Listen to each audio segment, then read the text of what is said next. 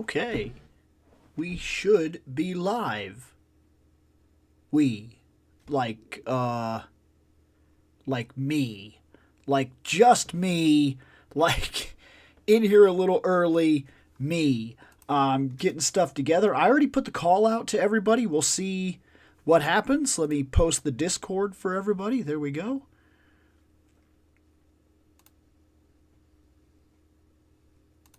Let's see how this is all working here.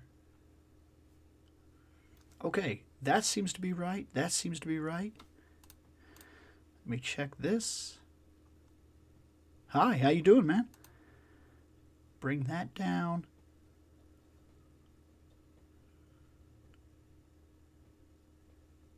Okay.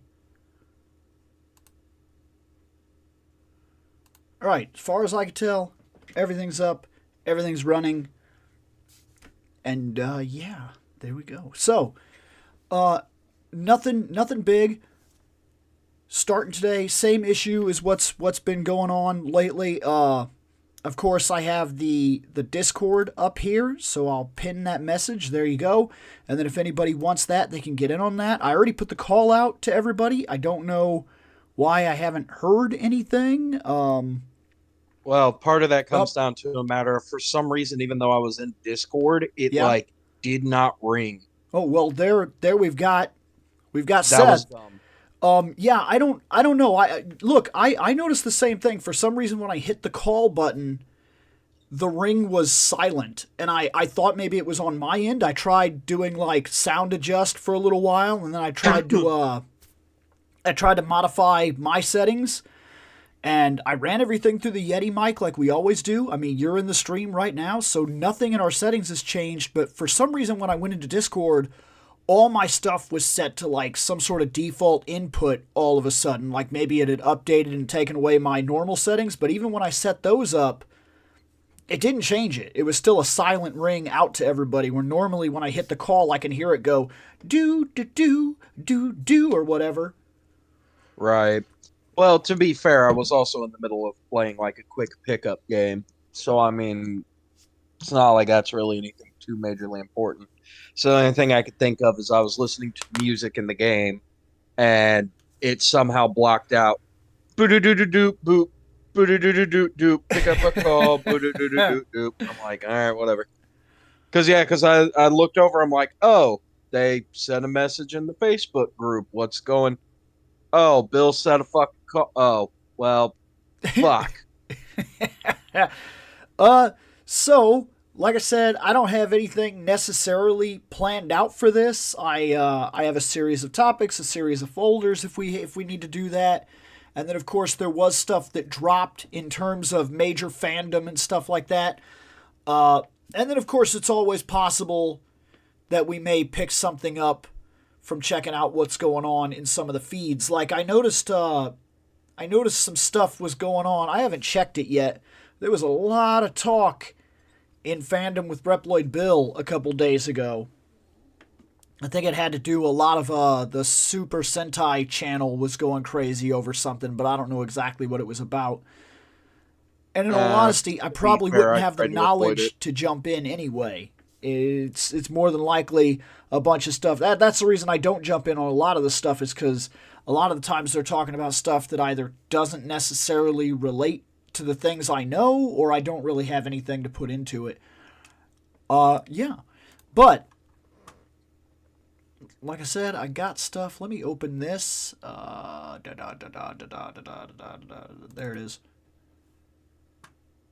Oh yeah, we got a lot of stuff sitting here. We will not have Nick today. He is at work, forced for reasons, cause work. And then I think we'll have Shane. I don't remember him saying anything about not being here, but probably not till like 10, maybe even later if he shows up at all. I don't know. This could very much just be a me and you thing. I don't know. Which is fun. But, okay, what do you got, Seth? You got anything? I mean, I kind of got fuck all. I had an idea for an episode but I kind of want to hold off when there's more people to discuss it because it's one of those things where it's a broad enough topic where I feel like all of us would be able to discuss it like basically in depth for a little bit. So I kind of don't want to do it if it's just going to be me and you, even though to be fair, you and I would definitely be able to discuss it for quite a little Oh, bit. I remember what you're talking about. Yeah. That's not a bad discussion in general, but I definitely want Nick on that one. Right, exactly. I was going to say you and Nick minimum if because I know Shane's going to have some opinion. I don't think he's going to have nearly as much as like you and I and Nick will. Um, but it's just that's also more a topic of, oh man, isn't it great how you guys picked our D&D classes? And oh man, is it y'all fucked up. Um, that way then we could really show, yeah, no, here's what you got. I mean, I think really the only other thing I might have to bring up, aside from the fact that I've got a head cold, would end up being so last time when we did episodes, I was in the middle of playing fucking Mario Wonder. I have since beaten it. It is not a terribly long or difficult game. I didn't There, assume as that it would always, be, to be fair.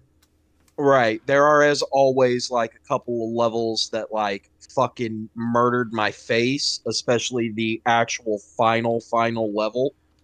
Yeah. Because in typical fashion, like once you beat Bowser, okay, well now there's more shit to unlock for special worlds and secret challenges and blah blah bullshit. And so I finally got through basically like 100% of the game, like collected all the stupid little coins, got all the little fucking badges that they wanted, like basically bought every single one of the like figurine stand things for when you're playing online, even though I'm not going to play it online. Right. And I fucking 100%ed the game, and it literally took me like, well, because I have to work on Saturday nights and Sundays, but I think it took me like basically 2 full days of just sit around play the game after that, and I got everything done, if not maybe a day. So I literally flipped over to my fucking PlayStation, like, okay, cool. What free games do they have out? Which, speaking of, I'm gonna need to check that on my days off. Um, I was like, oh, nothing. Cool. I think I'm gonna finally try to beat Yakuza Like a Dragon because I've been playing that game off and on for like fucking months now, and so I finally beat that, I believe, on my anniversary day. Yeah. Like I came home and knocked out the ending of the story, and it was a little bit of like a bittersweet kind of an ending. So I'm definitely looking forward to that game when it comes out. I think that's supposed to be in mid-January. Supposed to be the second Like a Dragon game. They're calling it something else, but my brain isn't really here because third shift. And yes, I became a fucking elephant. You have to become an elephant. Um, to be the funniest part is since we're doing the D&D campaign one of these days, whenever our DM fucking figures their shit out for the campaign, no offense to them, but I know planning a campaign takes fucking forever. It can, to be fair, but like, so here's the thing, and this is interesting. We haven't dived into like many D&D discussions in reality, but so like for people that have to plan games, here's the thing. I've noticed that some people will horrifically overplan. And I mean Yep. like to the point where they have no choice but to railroad you into a situation. They Yep. can't do anything else because you have to go where they need you to go, and then they're trying to like craft alternate scenarios and stuff like that, and it can take like literally some people like working on it and like freaking out for like weeks. I found on a personal level there are certain things you can do that can, and this is going to sound bad, it can railroad your characters, but they won't notice it and they won't care. So here's what I mean. Right. So I tag like a footnote in a lot of my stuff that says this fight has to happen. the inevitable fight with the goblins in the campaign had to happen, and I already knew about the turtle. I didn't know exactly Wait, that had to, I literally at the end of the session, you were like, fucking, well, we have to have a fight, so fucking here you go. No. See, I had it scripted that I knew. I knew my players well enough to know that somebody was gonna fuck up the goblin's treasure. Hey, I gave them fucking gold, and they got pissed that I fucking put gold in their treasure. Yep. And they're like, well, now that makes the treasure worthless. It's like, yeah, are you fucking kidding me? Did you take that gold, go buy yourself a meal? That's what I'm saying to you, you fucking They have the stupid. I know they have the stupid. It was gifted to them by the sightless.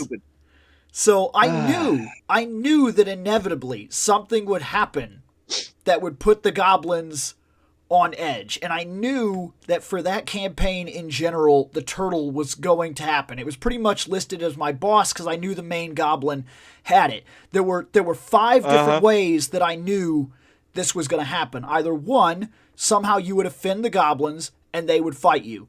2, somehow you would offend the sightless, be kicked out of the camp, and when that happened, the goblins would attack you guys because they felt that you had insulted the sightless. Then I knew that there was also there was another possibility that you could wander into their camp, and since they know nothing is supposed to be there except for them and the sightless, you are some sort of outsiders. I knew the turtle was going to be the boss. I just had to have a different set of circumstances for each different way that you would get to it, and then I let you guys build into how you reach that path.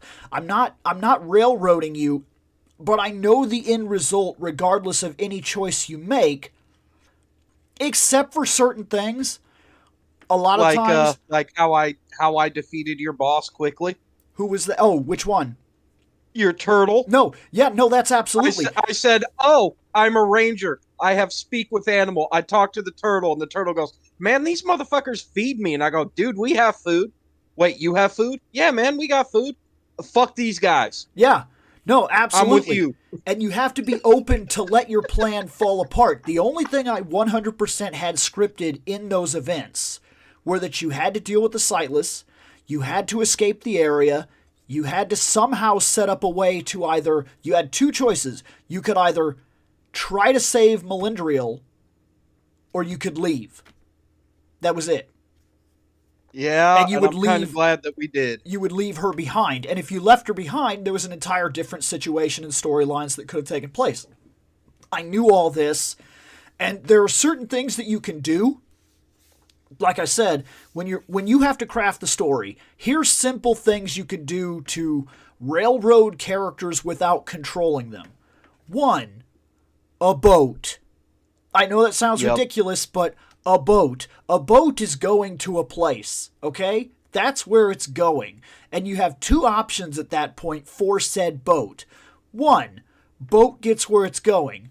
2, boat doesn't get where it's going. Both of them are storylines played out. That's simple. Well, actually, there's 4 options. What's that? 1, boat gets where it's going. 2, boat does not get where it's going. Option 3, boat might or might not get there, but the group that you decided to join up, they decide to attack you because fucking once again you've offended them. And then option 4, boat is going and Ermergod the Kraken. Well, see, because here's one of my thoughts on this. Like, so if I was to craft something and craft it quick and put it in, and we're like, okay, we need a game, we need it right now. Okay, all of you for different reasons, for whatever the situation, have been thrown onto a boat. Okay, whether it be slavers or whatever, you're stuck on the boat. Now that right there puts your players in the situation. You're on the boat, you're being taken to this spot. And if you play the slavers idea, you've all been captured for different reasons. Now, each one of you has different personalities and everything, but that won't matter, and it won't stop or subside anything that the game needs to do. You are on the boat. You are slavers. You don't have to like. Sorry, you are slaves at this point if you are taken to the place where you need to get. Now you don't want the boat to get there. And heck, you might want the boat for yourself. And this could, depending on your players, this could spark an entire pirate campaign. Because if you don't want to be taken there, you're going to find a way to revolt. So now the entire story that I've given you, and it railroaded you in a way, I know that I've got you in a place where you guys can't just like, well, I'm going to go over here and do this while this guy goes over here and does this while these two split up and now nobody's playing the same fucking game. No, you're on a boat. There's a very specific circumstance.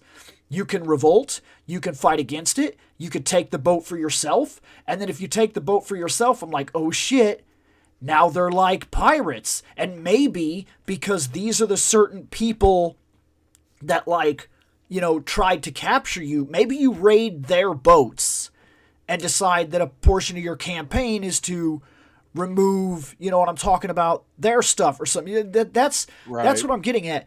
There are ways to railroad the situation so that you can control just how it goes without having to be too creative. And I think some people, like, you got this dungeon and it has to work this one specific way. And I've made those mistakes before and then had to work around them really quick. Like, I have made dungeons where I'm like, this area is dark, and like every single person on the team is like, not human, I can see. And I'm like, okay, spiders right there. Because there's nothing that could fucking get you. Like, you can't be shocked or whatever because spiders now, like, they can't blend in. Yes and no. I realized later on that myself and Gwen technically should have been blinded without having a torch out. Yeah. But, to be fair, a torch only emits light for, like, so many squares, basically. So, technically, we shouldn't have been able to see the spiders, only fucking Nick and Shane should have. However, after that encounter, I was like, oh, fuck, I leveled up. Let me go ahead and I'm going to pick my archetype for my ranger. Oh, let's do Gloomstalker. So that way, then if we do end up in a fucking dark-ass cave again, two things. One, I now have dark vision like they do. And two, nothing that relies on dark vision can see me. Nick can't see me. Fucking Shane can't see me. Fucking any monsters that have dark vision, they're not going to be able to fucking see me. Like, fucking unless they have true sight or damn it, what is it? It's not danger sense. That's something different. Not it. Well, tremor sense or blind fighting. Blind fighting, they will be able to fucking see me because blind fighting you can only see within like 5 feet of your fucking character, but you're literally blinded. Because I while I was fucking around making characters, I ended up making a as ridiculous as this is, I made a tiefling, so a demon man. Right. Gave him I made him a fighter, gave him blind sense, and literally named him Daredevil. Like, I only gave him proficiency with like martial weapons on purpose. Like, but we should have been butt fucked. The critiques on superhero outfits, those, I mean, I still have an entire folder of those. Oh, that's not right. Hold on. Dupe. Yeah, I have. Looks like I have Supergirl. I have Spider-Man. I have a couple of superheroes still sitting in here. We've done an awful lot of them. We only recently started moving to like animated stuff. We did the entire live action of Batman costumes. We did all the Superman outfits. We did Thor, things of that nature. Oh, Metal Heroes? Man, I don't remember the last time we did Metal Heroes. I really do not remember. Like, give me like 4 hours. Yeah, that's about what it would be. And I don't have any folders at all that reference Metal Heroes right now. So whatever we did, we must have done and then didn't know if we were ever coming back to them or something like that. Or maybe it was just some sort of one-off. But yeah, we did a bunch of superhero stuff. Let's see, because if I go to actual like recorded episodes before we started doing the like full live stream all the fucking time. Well, part of this live Like, stream, that's another thing. The reason this is happening the way it's happening right now is that I'm just about done with my channel. It's taking a very long time. I'm writing every playlist and making sure everything's right and doing all the annotations and everything like that.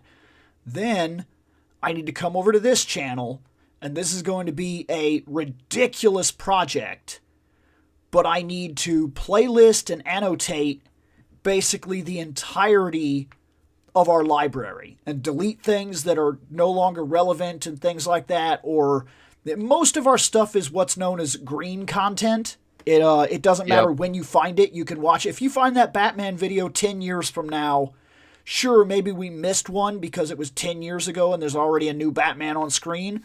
But for the most part, you could find that and just watch it. It's green content. It doesn't die.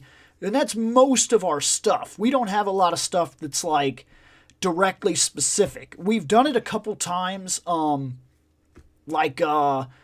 back when the whole Slave Leia content fucking thing happened, when Disney was talking about shutting that down and they'd no longer sell the character and they wouldn't allow pictures or anything like that, and they started editing some of the comic books, and we came in and talked about that.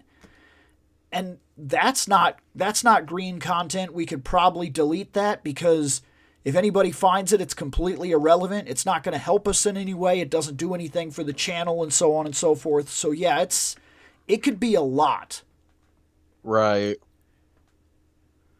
And I mean, I'm already back like 3 years and I'm not seeing any Metal Hero. So, I mean, unless it was in like a random folder dive, which again, like you said, says that's that one of those. we did the first 3 Space Sheriff, and that's another thing that's supposed to happen on the channel too. When I go back and start doing this, some of the episodes are going to be broken down.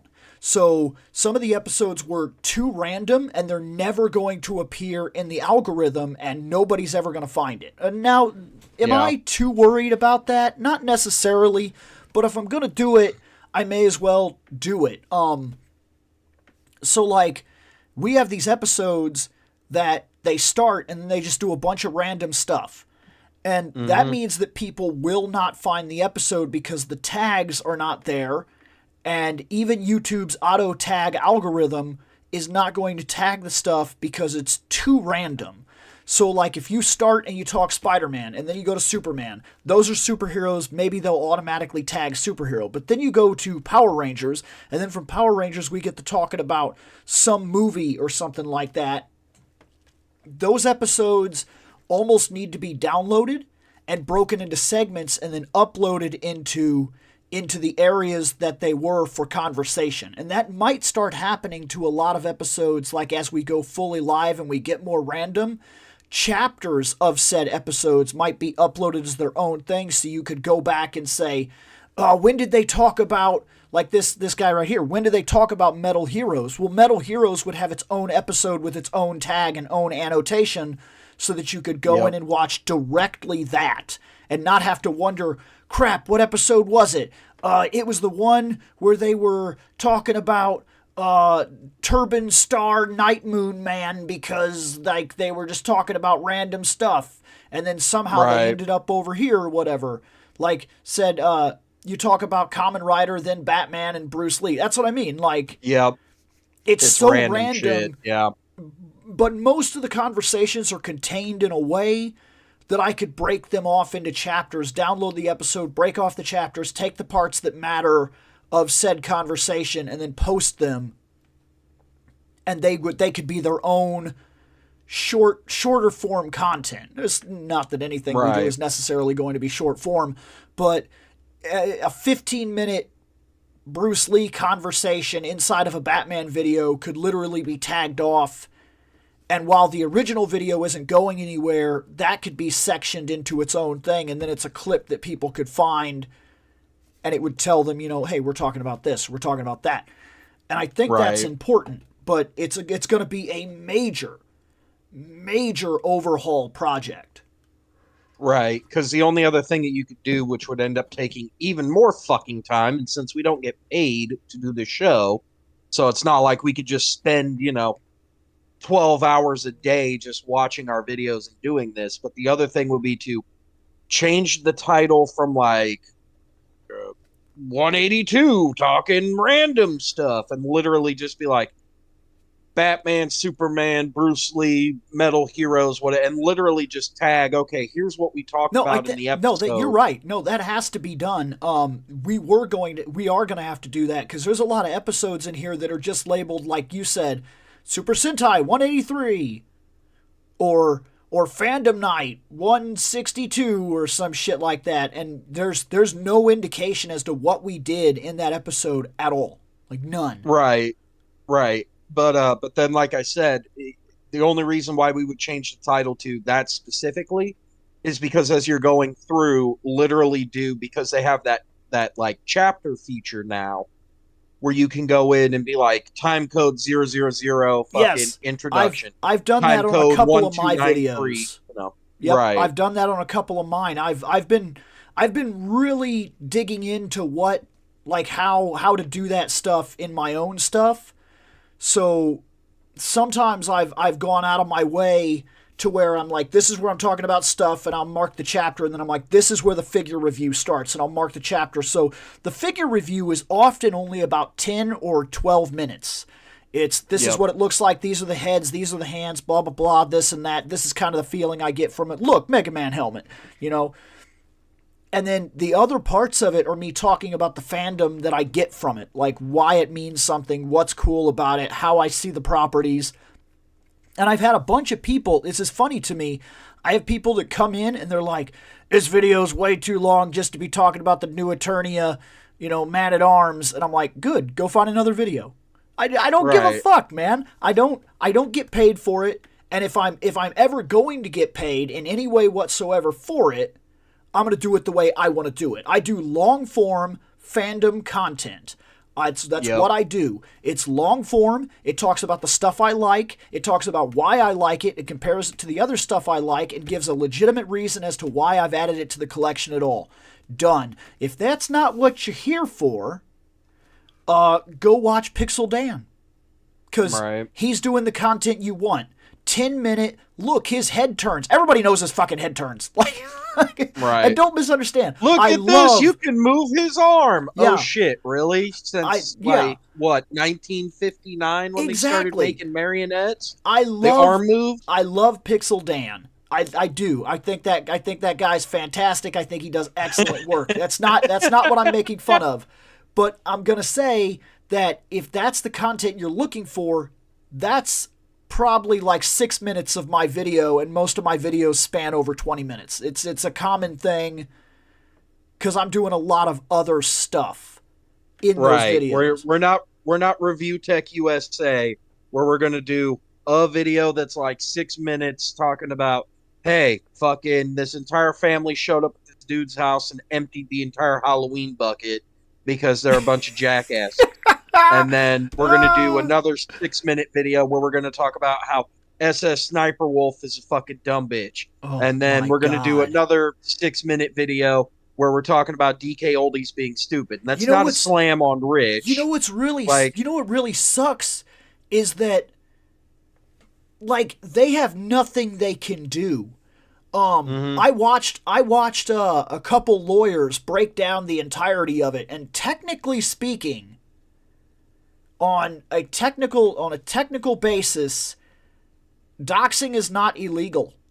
As fucked up as that no, is, it's horrifically unethical, right, but it's not illegal. So like she technically did nothing wrong except for YouTube standards. So YouTube right, standards, she did something wrong. That's not okay by YouTube fundamental private company standards. But by the law, she didn't do anything wrong. So by exposing his address and shit like that, there's nothing that can really be done about it in that term. And that really sucks because like you're talking about like 34 million followers now know where he lives, and right. like that's terrifying.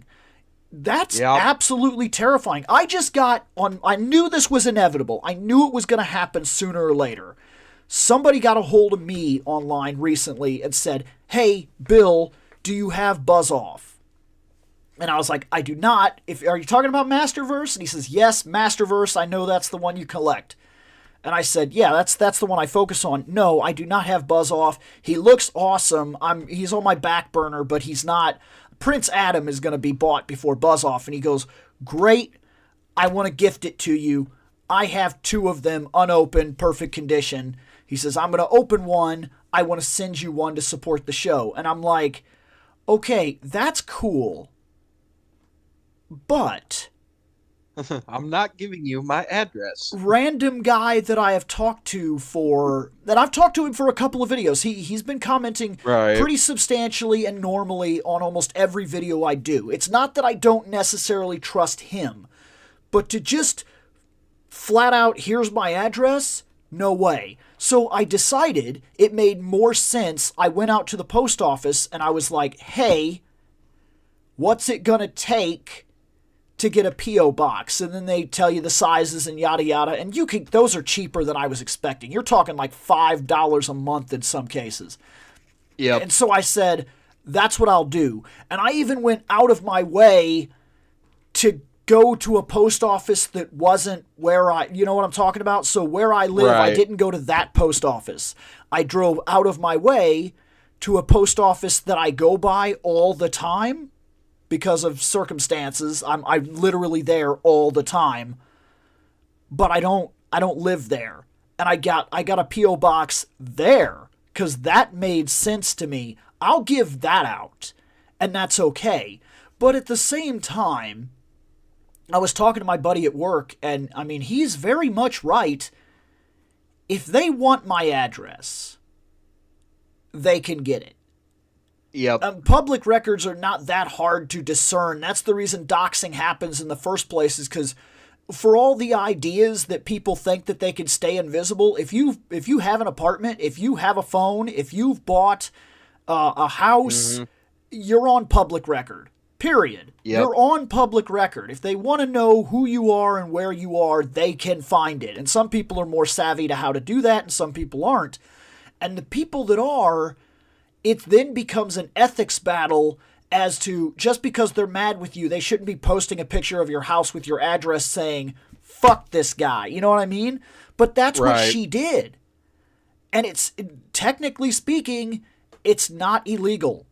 Like, it can fall into illegal standards. In like California, there's a subsect of the law that basically says that if you out information on a personal level with the intent to harm said other person, but they can't possibly get something like that on her because like you can't prove that she was like, I'm going to get this guy, I'm going to ruin this guy's life. She could literally use the defense. She was a stupid streamer. Not saying anything negative about her in terms of she's stupid. Don't misunderstand my comment. But you get what I'm trying to say. I'm trying to say she can plead stupidity, which unfortunately does end up holding up in court sometime. And it will. It will, because sometimes when it ignorance comes right of down the to law is a defense. Well, but what I mean is that she doesn't have to have thought about it in any malicious way. She was like, hey, I'm on the stream. I know where he lives. I'm going to go call him out right now. It's going to be good for my stream, and it's going to be good for me because I'm dumb enough to believe that this is going to go a certain way, and I'm not going to get shot for walking up on his front porch, literally filming him in live with 34 million followers. Like, yeah, you don't know that guy. One dipshit almost did when he went to fucking Boogie's house. Right.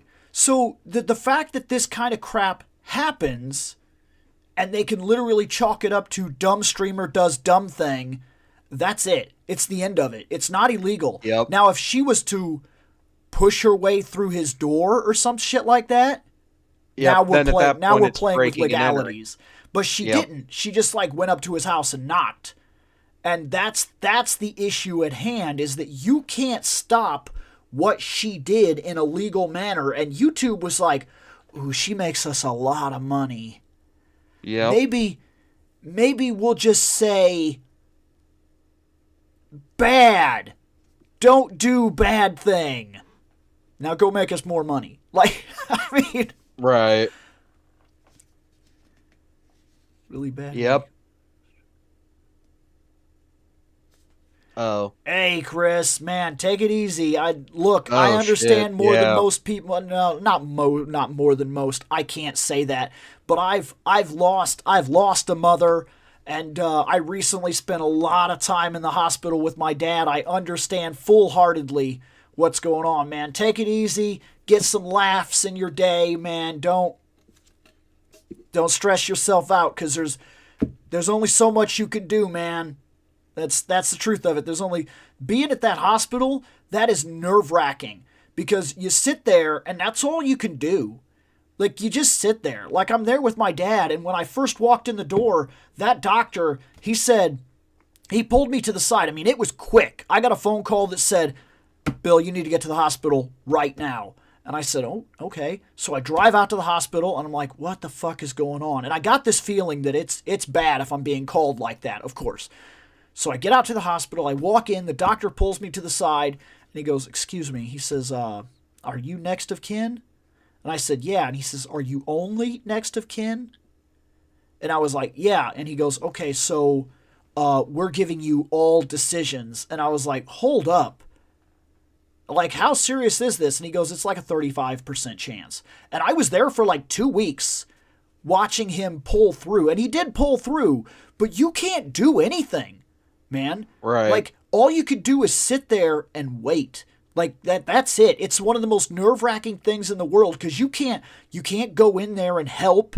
You can't, there's nothing you can do. You can just sit. Just sit and wait. That's it. It's nerve-wracking. So put your mind where it needs to be. Take your time, Chris.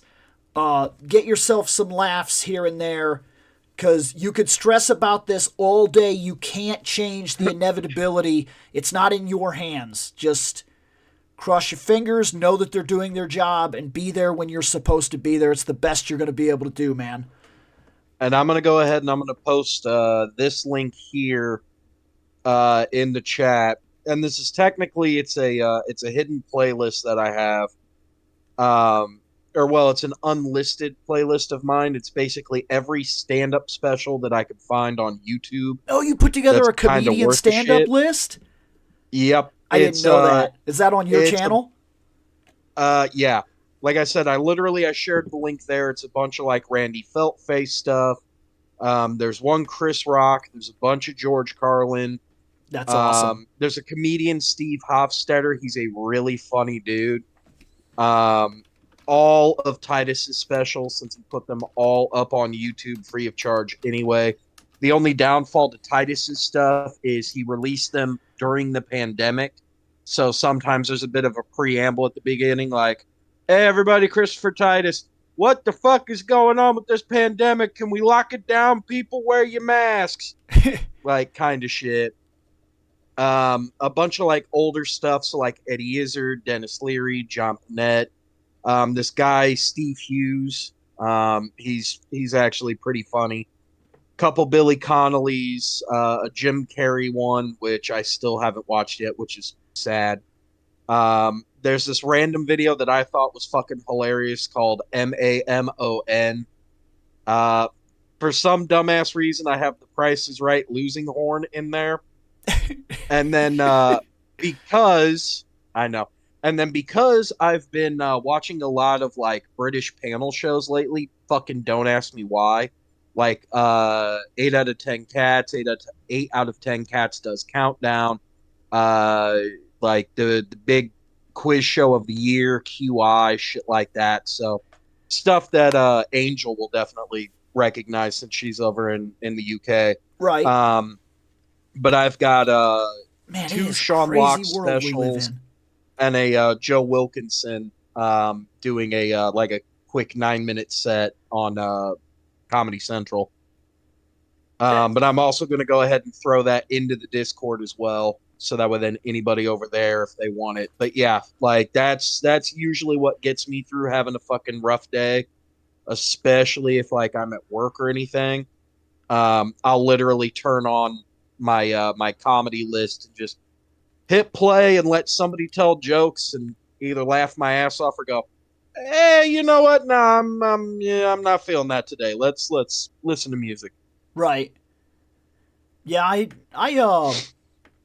I have a playlist that's more like I collect music videos, like all kinds of music videos for like AMVs and fan vids and stuff like that. I have that playlist on my channel, but I've It's actually been spotty at best because I think I saved that playlist that you have, and a lot of them are like, "Hey, DMCA takedown." Fucking yes. Warner Yeah, Music was like, "Hey, there's a go fuck bunch of yourself." them. There's a bunch of them that so I got to constantly go back in all the time cuz that happens a lot with those music videos that I like. Oftentimes you'll get them and there they are, man. They're just constant drop-offs. Yep. Yeah, the Which, DMCA takedowns happen a lot. thank God, one of the best ones that you ever found. Um, this is a giant cock still exists. That one is fucking absolutely fucking hilarious. Especially because if you don't know the song "Stupid MF" by Mindless Self Indulgence, Right? yeah, there's a reason why like in the breaks they literally put up like random other shit going on. Right. Oh yes, let me find that for you there, Jorno. Give me a quick minute here. Do. Dude, that entire video playlist though, I need to add more to it. I'd like to find a lot more new stuff because it's been a while since I've added like solid new content to that list. It's got like 400 plus videos though. So it's not like you could just run through it in an afternoon either, in all honesty. There's a lot there to take in if you were to just watch the music videos. Right. There's Gundam and everything on that playlist. Like just a ridiculous amount of fantastic stuff. And then that's that for anybody else who's in here. Save that for later. What's going on, guys? Proto Man up in the house. Oh, look at this guy jumping in here with his microphone and shit. Right. Just like the hero that shows up at the last second to save the day. Oh, I have come to save this podcast. That's what you're doing? Really? All right, man. It's all yours. Trying I'll to sit save back. this podcast? Okay. Well, then I'm gonna watch This Is a Giant Cock while you're saving this podcast. Now, do you watch that because you wish you had a giant cock? Take that one No, out of I watch it context, because right? of the fucking hilarious music video. Oh my god. Like it's almost as good as the and I always feel bad because I say his last name wrong, but the John Lejolie, his I Give a Fuck video. Oh yeah. Dude. I was literally for some reason I decided to abandon a couple of my playlists the other day, and I was listening to one of my older playlists, and that came on. Just, I don't give a fuck, and I'm like, oh, I heard this in a minute. I like almost everything he does. I say almost because I've heard some stuff that I'm like, I'm gonna go ahead and skip this. But for the most part, I like almost everything he does. I was gonna say lately his newest project, that Wolfie's Okay, which is a line from Terminator 2, which is why he did that. But a lot of that is him trying to take his actual like music career a little bit more seriously. Yes, no, I've heard some of his real stuff. Some of his real stuff is solid. That dude has actual talent, which you'd have to just to do the jokes he does. You'd have to. So, holy fuck! Now that it was just mentioned, Shane, did you steal Otacon's codec? First off, I don't hear the graininess, so that almost I don't know what that is. So ignore that until it actually is an issue that we have to deal with. I don't think it's a real thing yet. It could be something on his end. It could be something on ours. We don't know yet. Right. I actually thought it was just a reference to the Metal Gear. But look, so here's the thing. No, you almost sound like you're on just talking on a cell phone as opposed to being on like a computer with a microphone.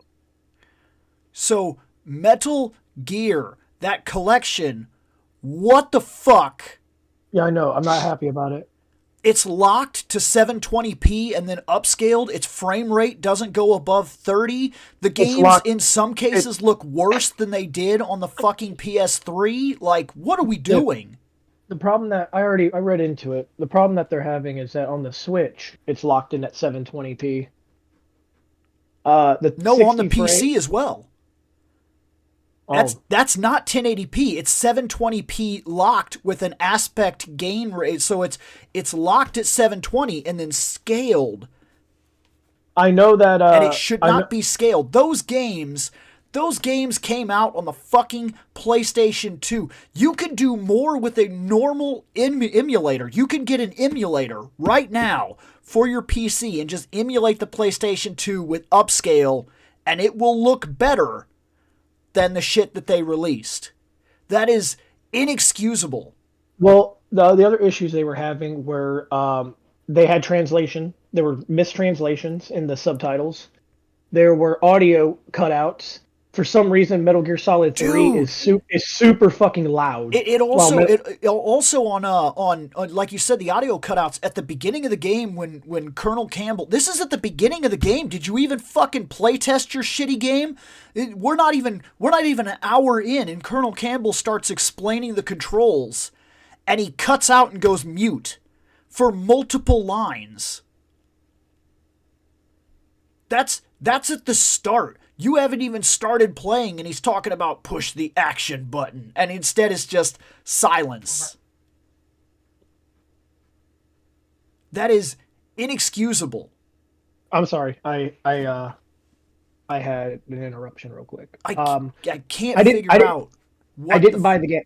No, I didn't either. Because after I heard that, I stopped myself. I was like, okay, I'm not going to get this because Konami comes out and says they plan on fixing all this stuff post-launch. I'm like, how about you fix it pre-launch?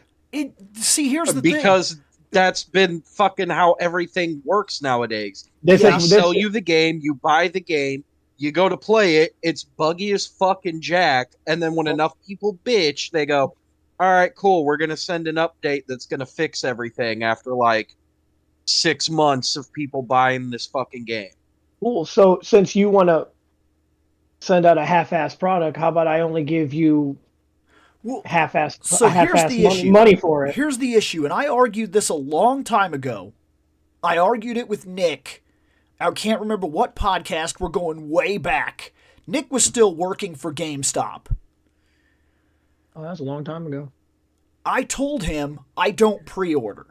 And he said, well, that's really stupid because, like, we can't guarantee stock or blah, blah, blah if you don't pre-order. And I told him that pre-orders are causing a problem in the industry that allows them to sell the game to you before it's finished. They already have my money.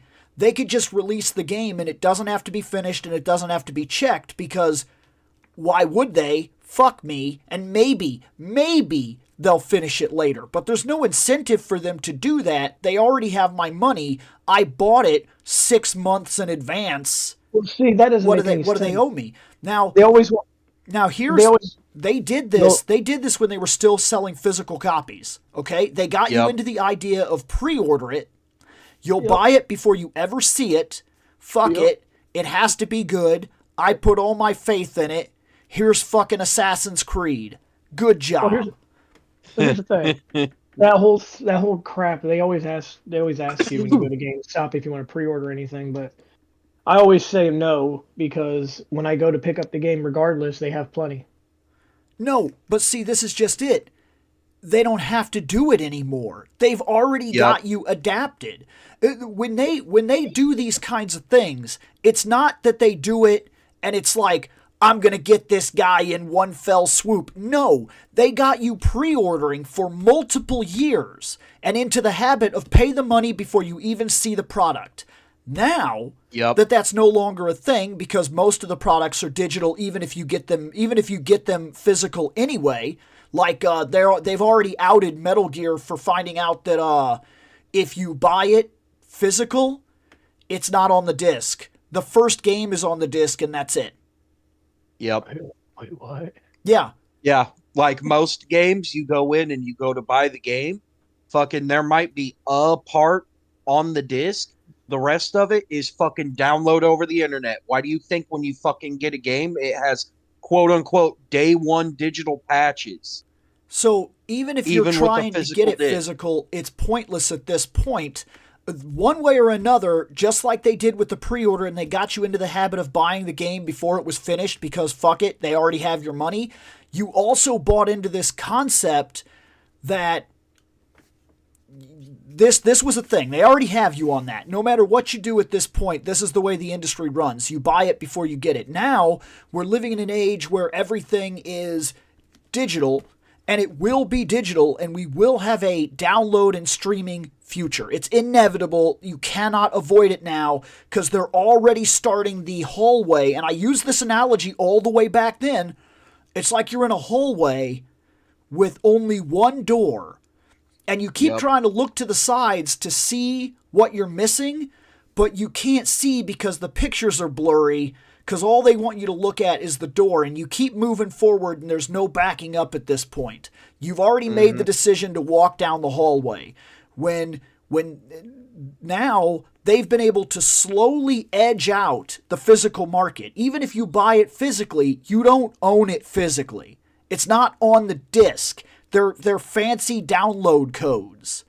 So they already have your ass. Now the next step is what's already starting. Have you been paying attention to the stores? Are you reading the news? Because like Walmart, major physical retailer, Best Buy, major physical retailer, I think Target was one of the ones that put out content, said, we're no longer going to be carrying Blu-rays. We're no longer going to be carrying movies. Well, it's because they've got your ass. They've already done it. Now they just need to start removing the product from the store slowly. And over the course of about 5 years, you won't be buying shit anymore because you'll just be, and this is fair for PC users, we don't buy shit anyway. We've been doing this long enough that we already see the future coming, and all the people that are on consoles are freaking out about it, but we've been here for years. I haven't bought a physical computer game since fucking 98. Dude, the computers... Shit, I think the last time I bought a fucking physical computer game was fucking Diablo 3. I bought physically Final Fantasy VIII. That was the last physical PC game I bought. Everything else since then has been download. Everything. Literally everything. Yep.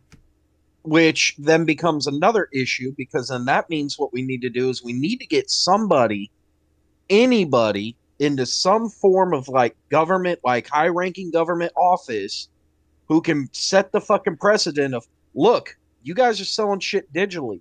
You don't have to worry about fucking packaging or paying for a fucking copyright to use a Blu-ray disc to fucking make your game. Yeah, there needs to be regulation. Or any of that. There needs to be. You need to lower the price. Oversight.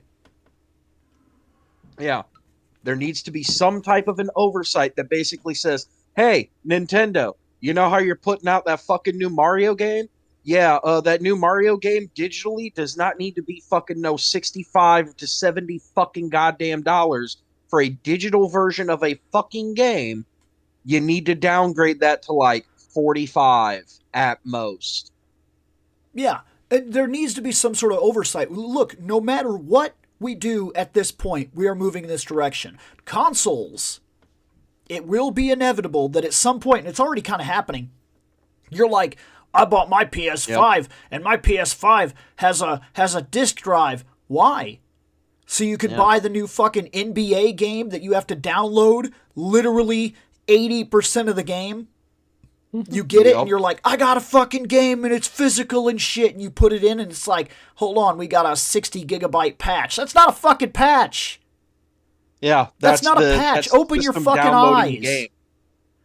That was never a one-day patch. If a one-day patch is over 20 gigs, you're downloading the game. Fucking period. No way ever. You are downloading the game. And look at games like Final Fantasy 15. They released half of the game. Half of the game. That's not even close to an exaggeration. If you were to go back today and play Final Fantasy 15 all the way through, it would take double the runtime that it originally took you. Double. Because now all the events and the secret missions and things of that nature are all there. And the extra, the chapters, like when literally the game just took a break, fucking, he was like, I gotta go handle something. And you're like, okay. And then he just left.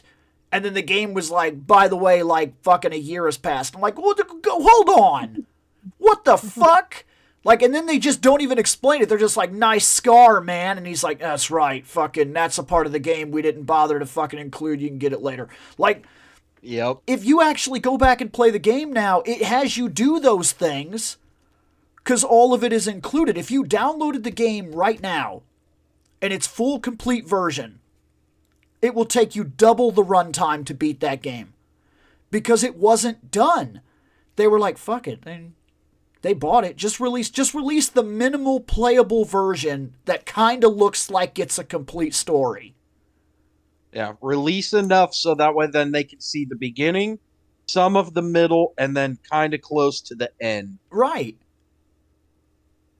So, I mean, I'm sorry, but we are moving in this direction, and we're already seeing it slowly.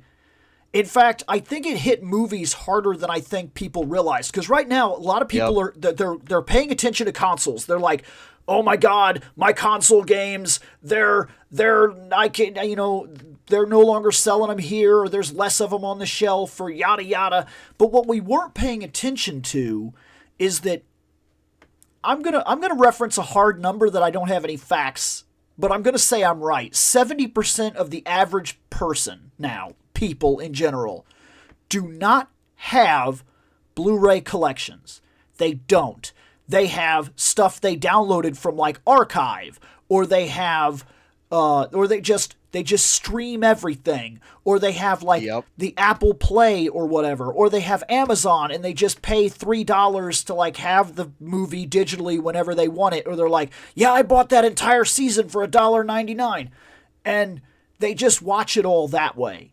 Where I'm slowly becoming, or they torrent the entire thing in general. Well, I wasn't even going to go that route with it. Yarhar fiddle-dee-dee everything. I was going to say, or worse yet, they said, oh, well, I remember, at least millennials will, they'll say, I remember when my parents were bitching because fucking a cable box to be able to watch television was like $100 every single month, so that way then we could watch all the TV we wanted.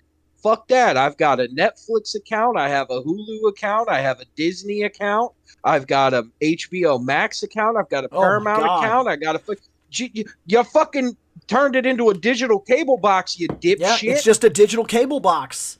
It's just that you get to pick your channels now. Kind of like when DirecTV first started and they were like, you can pick the channels you want and only pay for the stuff you want. That's all it is.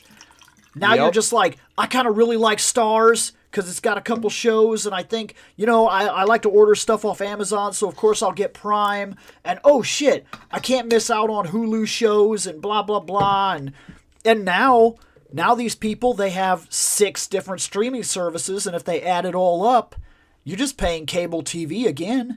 It just doesn't look like it. It just doesn't look like it. They were never going to lose money. And they know where they want the industry to go. They want the industry to go full digital, because then that gives them 100% power over what is shown, when it is shown, how it is shown, and how you obtain it.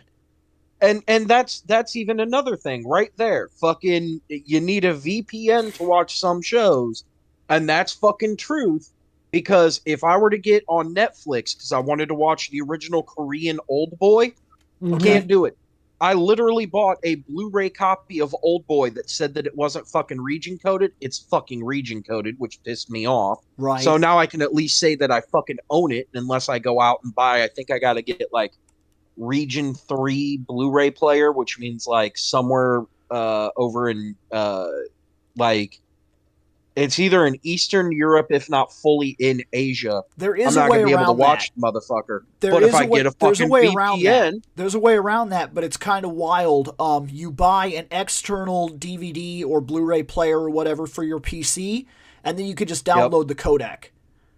And the codec is normally free. So there is a way around that, but you're still buying a player one way or another, and then it locks you to your PC. So, yep. But yeah, or I could just get a fucking VPN and go on to fucking Netflix and go, hey, I'm in Korea. Go ahead and set me up with the fucking Korean Netflix. Right. Like, that'd be the only way I'd do it. And even then, I can't guarantee I'm going to get fucking English subtitles for it. Yes, this has been a long time coming, and it's just been a hallway effect that only certain people paid attention to. But it is funny to see that, like, it's done. They've already done it for movies. That we're paying attention right now, like crazy. We're watching the console market do it. And while everybody's paying attention, nobody was paying attention at all to the fact that, like, big sellers like Best Buy were like, we're not even going to sell Blu-rays. We don't give a fuck. Nobody's buying them. We're just fucking sitting on this shit. So now a big retailer like Best Buy comes out and says, we're done. Walmart follows. Target follows. Yep. Before you know it, you can't buy them except for specialty shops on things like Amazon for specific collectors. And that's going to jack the price of the physical up because you could just stream it. You know this is available on so-and-so thing, and we could sell that to you right now. It's done. They've already won that market. It's over. It's just like music. And once again, I'm not trying to crap on anything, but let's be honest. Who's buying CDs? Unless you're a collector, who's buying CDs? When was the last time the normal person went to the store and was like, oh, fuck, there's a new fucking Tool CD or some shit? Like, unless you are a collector, it is very rare that you are hunting CDs. It's dead. It's a dead market. And I'm trying to remember the last time my car had a CD player. And the only reason, the only reason that there's an upscale in buying stuff like that right now, there's only one reason.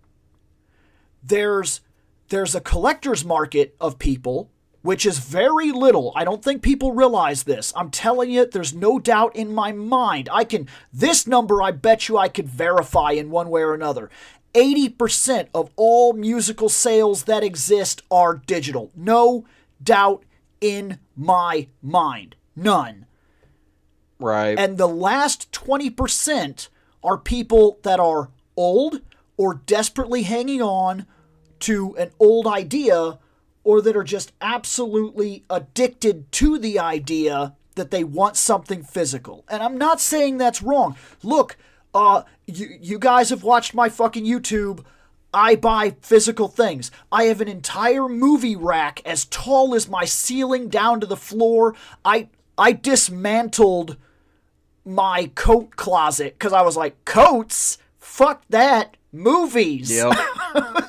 So I'm one of those people, but we can't lie to ourselves. We are a very small portion of the buying market now. I'm talking tiny. Look, it used to be that DVDs and shit would sell out.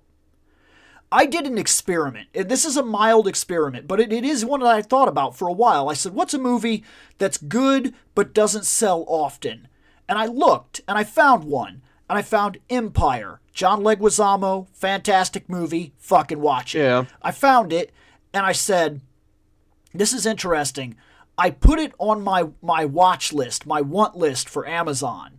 And when I put it on there, it said, few copies left, buy it. Get it now. Yep. I have had it on my buy list for 2 years now. And it still says, limited, buy it now. Because nobody's buying Blu-rays. The warehouses are sitting on these things like crazy. That's also an Amazon tactic, because since Amazon just lets like third-party vendors get on, well, I sell their realize shit that through Amazon. I realize that, Yeah, but I that's what don't they doubt. do. I don't doubt for a second that it's real. I know that Right. that's a buying tactic. Buy one, they put another on the shelf. But I don't think that's what's going on with a movie this old. This is not a Right. new movie where they would run out of copies. This is a movie that no longer has print. So if you don't have print, and this movie is printed nowhere, by the way, it's not a print movie. You can't just go buy this. You have to look for it. You have to go out of your way. I have never, ever, ever in the last decade saw that movie in any store. Because it's out of print. You can't buy it at Best Buy. It's impossible. You can't buy it at Target. It's impossible. You can't buy it at Walmart. It's impossible. It's not a print movie. And the people that have it are just sitting on it. It sits forever. Nobody's buying Blu-rays. The very fact that a distributor like Best Buy a multiple door store. Doors are revenue aisles. So like, you know, when you say something like that, Walmart has a lot of quote unquote doors. It's a retail term. It means that each door is a different kind of service that they provide or thing that they sell. Best Buy is a multiple door store. Best Buy is willing to close that door completely because they make no money off it. If they made money, it wouldn't go anywhere. If Burger King found out that the Whopper didn't sell, they'd discontinue the fucking thing. Yep. That's how business works. They're not going to hang on to Blu-rays if Blu-rays don't sell. And they're not the only ones making this decision. It's done. We are going digital. It is inevitable. And Blu-ray is already there. Movies have already got there. So regardless of whether you buy CDs, you buy movies, it's true that you can still do it, but you could still buy VHSs. So that argument becomes completely invalid. You do have to realize at some point you're now in the collector's market. You're minuscule. You're 20% of the buying power at best. At best. There's no doubt in my mind. I'm positive I could verify those numbers. I would say probably less, depending upon what it is you're talking about. If you're talking like VHSs or 8 tracks or something like that, yeah, you're probably less than 20%. But if you're talking vinyl, that might be more, and only because there's more and more people who are like trying to get into vinyl. A fad. Right. Not that I'm saying anything bad about it. If you love vinyl, there's nothing wrong with that. But let's be honest about this. What is vinyl to the music industry? I'll tell you exactly what vinyl is to the music industry and the shopping industry right now. And I know I'm right. I'm positive I'm right. I would bet money that I'm right. Vinyl is 3D TV. Oh, I was going to say flare bell bottoms, but yeah. No, it's very exciting. It's exciting, and it's something that people discover, and this is the way it works. 3D has been around in movies for years. There were black and white 3D movies. Yeah. So 3D shows up, and then it goes away. And then it stays away for about 10 years or so, sometimes even longer, maybe 20 years, and then they bring it back and they go, 3 fucking D! And then people go, oh shit! And they watch 3D movies, and it's like a whole new experience. Remember when every theater was like half their fucking presentation was 3D, and you had to wear those fucking glasses and shit? Like that hurt your fucking eyeballs. What was the last one you went to? What was the last 3D movie you went to? Oh Christ! I think the last one I went to was one of those superhero ones that they did in 3D with you fuckers. Are you getting how fucking long ago that was? Right. Because it bled out of theaters because it stopped making money. It's not that it's a bad thing. I remember now. It was fucking that Resident Evil that they put in fucking 3D. Oh, I don't know. Oh, I don't remember. I can't remember which one it fucking was. It was I don't think it was Resident Evil 3. It was the one that everybody was fucking making fun of it because like Wesker fucking like TKO's Alice in like a matter of like 2 fucking seconds. Is that the one where she kicked the glass into the dog? Yes. When she didn't have superpowers because she's just fucking ridiculous. Now. Yeah.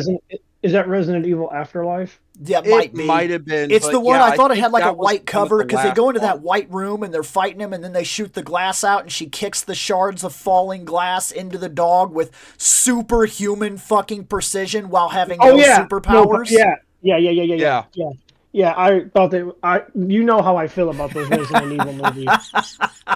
You know, I do not like them at all. They're very fantastic. Much. Right. I own all of them. That's exactly my point. Like, fucking, it was that long ago. At least that's the last one I can remember, because I remember halfway through the fucking movie, I was like, this shit is making my eyes hurt. And I legitimately pulled the fucking 3D glasses up and looked at the screen. I'm like, that's making my eyes hurt even worse. Yeah. What in the fuck? And shortly thereafter, I stopped going to 3D movies, and all of a sudden they just gone. Dust in the fucking wind. That 3D that's vinyl. There's no doubt in my mind, because vinyl does this as well. If you watch the buying trends of vinyl started the industry. Then it died off. Then tapes became a big thing. And as tapes started to die off, and we were moving into CDs, they put vinyl back on the market. And it did sell. I have a gigantic vinyl player, like one of those consoles that go in old living rooms. I have one of those because of that time. It was right when CDs were starting to hit main popularity, vinyl came back for a little while. Then vinyl went away. I still remember my fucking grandma went out, and because my grandpa used to be a country western DJ here in town, she went out and she purposely bought this radio that had a tape deck, an 8-track player in it, fucking because, a CD player, a digital AM FM tuner, and a fucking a record player in the top. Because she was like, oh, well, records are making a comeback. Next is going to be, 8 tracks and then tapes. I want to be ready. Plus all your grandpa's old music, I could sit around and listen to. I'm like, okay. I think I used the radio more than she did. And it was literally to listen to the radio.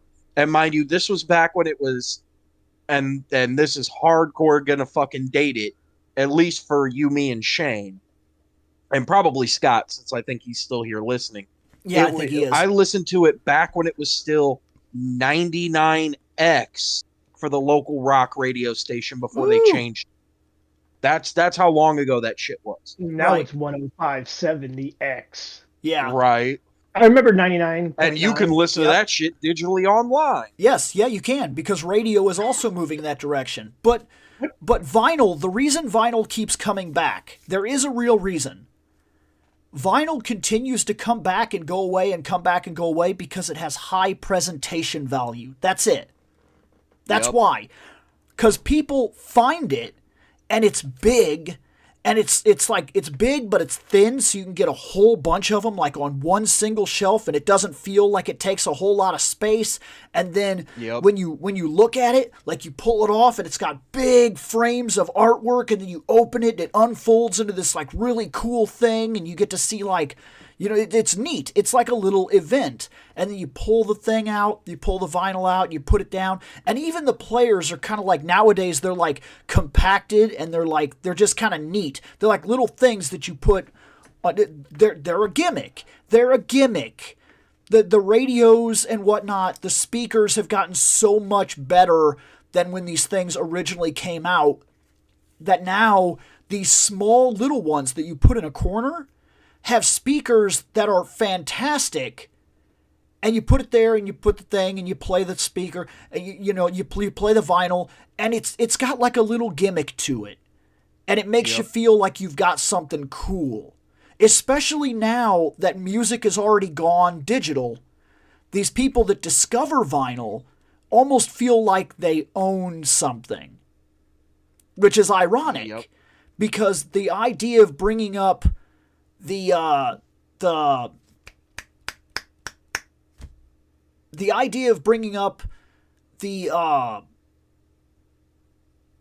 damn it, what's the fucking word I'm searching for? No.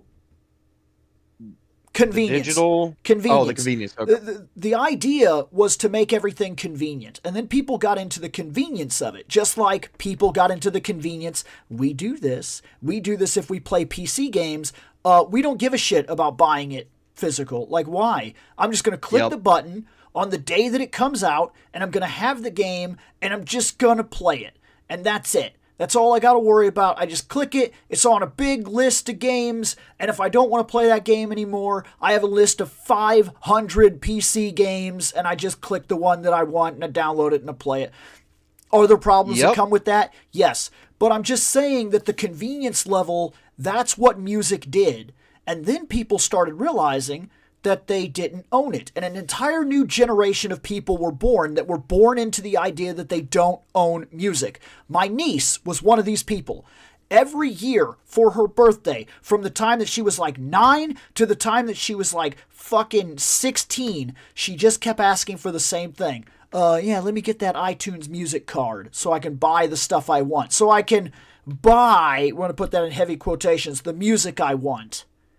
Yep. And I did. Every year I got her like fucking $50 worth of music because I love music and everything. And so I'm like, yeah, of course, fucking listen away. Fucking discover shit. Spend your money. But now that same niece, she buys vinyl. And why? Because she owns it. Because it's like, it's there. It's like, it's cool. She can own it. She can put it in whenever she wants. She can just put it on and listen to it. And it's got this cool thing, and you unfold it, and like it's got all this artwork and everything.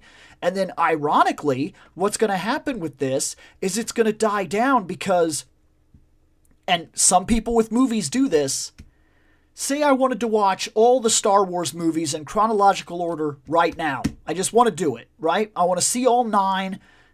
We're going to say 10 because I purposely include Rogue Squadron in my playthrough.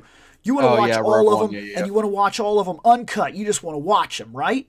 Well, you have Disney Plus. You could just load up the chronology list and hit play. Or you could go to your shelf, pull the disc off the shelf, take the case, open it, take it out, boot up your Blu-ray player, open the Blu-ray player, put it in, close it, wait for the previews, hit the button, hit play, and then more than likely it'll play all the way through. But then what if it skips or something as you're going through? What if it like stops an hour in because your Blu-ray player doesn't get a lot of play anymore or whatever? The inconvenience is what's going to kill vinyl again. And people are going to be like, I just like to sit here and listen to music. I don't want to have to constantly change the record. But there's also an inconvenience when it comes to streaming as well. For instance, if their servers are screwed up, you're not watching shit. Yes. If your internet is because internet companies don't tell you when they're updating, they just update and you just don't have internet for a little bit. Well, so devil's advocate. I was going to say there's also 2 other inconveniences with that as well. The first is you can remember one version of a movie, but they're going to post another version of a movie. Yeah, just that can happen. Fucking because. And then the other inconvenience, if we go back to music with digital, is the artists aren't going to want to be artists anymore because the fucking record labels own the music. So the record label gets the money and then goes, here's like $5 out of the like 10 million that we just made off your one fucking song because you made the fucking song. Here's a little bit extra. So, devil's advocate. Yes, streaming has its problems. So hold on now. Say you put in your movie, right? And your movie skips. Something's wrong with it. And on a very important scene, one that's really fucking good, your disc is no longer good. It's a bad disc because you bought it physically and it came in one of those fucking stupid cardboard pieces of shit sleeves where the glue inevitably melts over time and it messes up the side of the CD. And then the next thing you know, your fucking disc is fucked up, so you can't watch fucking Die Hard the way you want to watch Die Hard because in the middle of fucking movie, it just starts skipping and fucking up. Why do I know this? The middle of the movie doesn't matter. Why do I know this? Because I've had this happen 5 times. I had it with Friday the 13th. That was one of those cardboard piece of shit things. I bought an entire collection, came with every single movie. Now 3 of those movies are unwatchable because they sit on your shelf. Slowly but surely, the glue gives way, and the discs kind of slide through the natural course of gravity, and then by the time you realize it, it's too fucking late.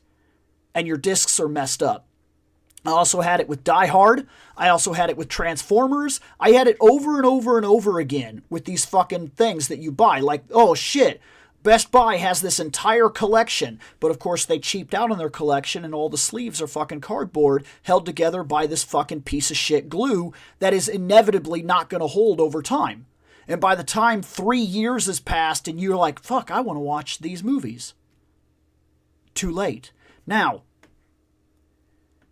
your movie is fucked up. The inconvenience is that you have to buy a whole new movie. And you can't watch it today.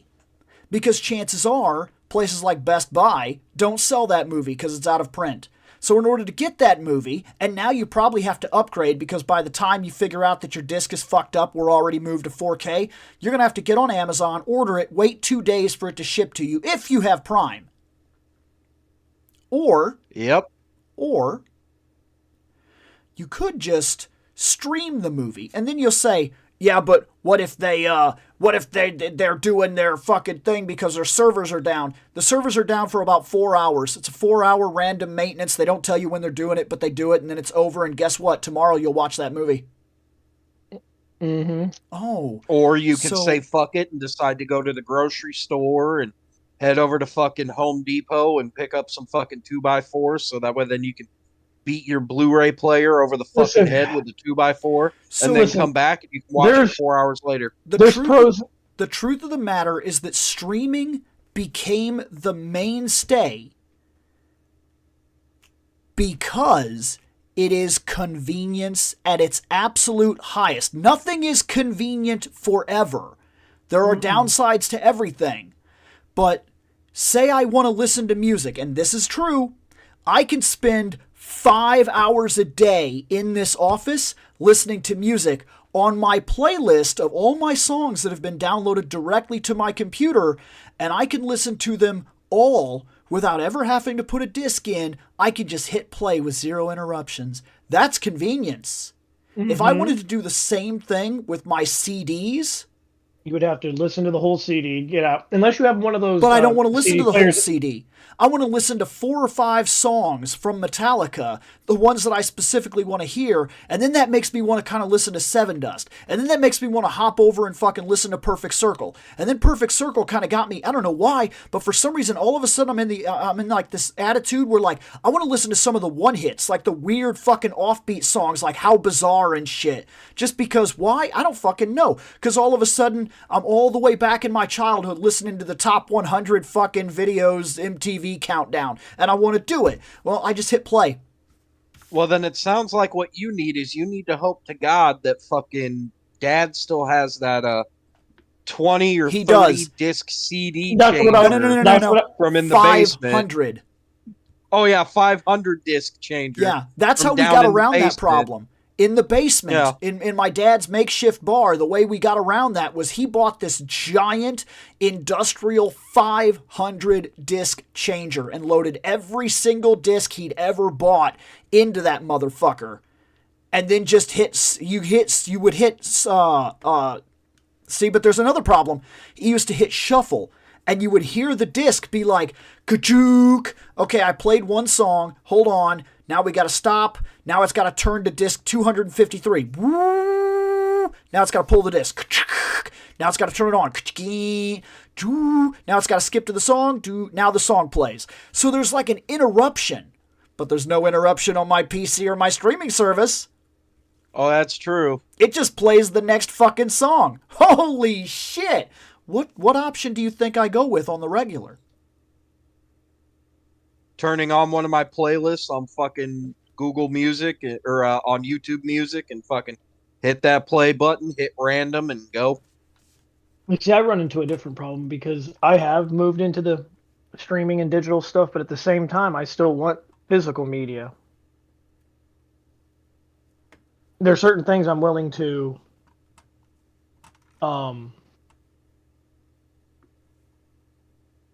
there's certain things you want physical, which puts you exactly back at the start of this conversation. You're the 20%.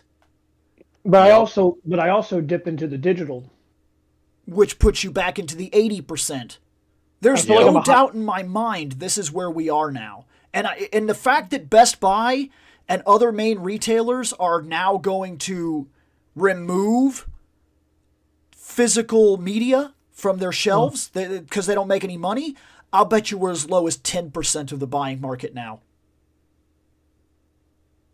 That's a very high. I'd say 15, but I'm also being optimistic. Well, because like I would imagine that if there was a 20% profit margin coming to Best Buy, they wouldn't get rid of 4Ks and Blu-rays and whatnot. Well, I mean, why would they? Right. You know, it's almost like we lived through this again. Remember what it used to be like to anime hunt? Remember how exciting that used to be? fucking Christ. Well, let me tell you this. I don't know what's going on today, but I feel like you're in mine because I was just about to say that. Yeah, Because- we used to anime hunt. It used to be part of our we would go out to eat, we'd go to Best Buy, and they had an entire aisle from start to finish. Fucking the whole aisle was anime. We found shit we never even heard of. We could have bought fucking Hoop Days.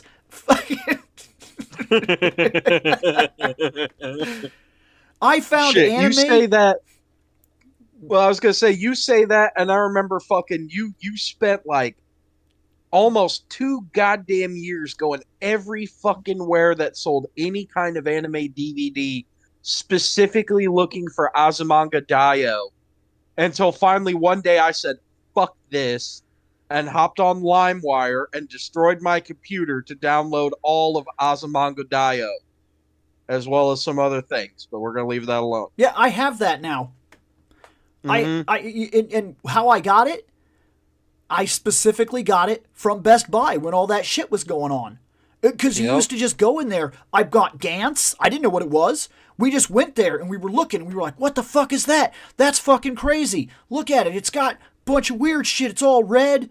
And then we were like, okay, just, you know what? It's not that expensive. We'll just buy it. And then we watched it and we were like, holy fuck, this is crazy. It was you, me, and Jack. And then, that's also how I got Azumanga Daioh. That's how I got Sorcerer Hunters. I didn't know what the fuck that anime was. Wait, I like- gotta ask a question real quick. Yeah? Did anybody hear what I was saying about 4 minutes ago? What? I think I'm having issues on my side because you guys keep disappearing and I'm talking. And when you came back in, when I could hear you guys again, the topic you were on, it was like I wasn't even. It's like I was like talking through like a glass window and nobody heard me. Maybe you dipped off for a second or something like that, because I don't know. I'm thinking I did. I've been having a few issues over here because that's the second time now that that's happened. But yeah, that's how when I we was talk- found Suzuka. Oh yeah, we did. But here's the issue. When Best Buy got rid of CDs, because I remember going there and finding CDs and stuff. Right? We really didn't bat an eye. When movies, now we went there for anime a lot. Like I was saying, they had shelves of that stuff, man. Oh They my had so much God. anime. Now it's just a small section. And even if it maybe not even that anymore, because last time I was there, walking around, I don't know what it is, but it felt so depressing. There's one. It's hard to explain. It's not even a row. It's like 2 rows up and down. That's it. So it's not like a row across.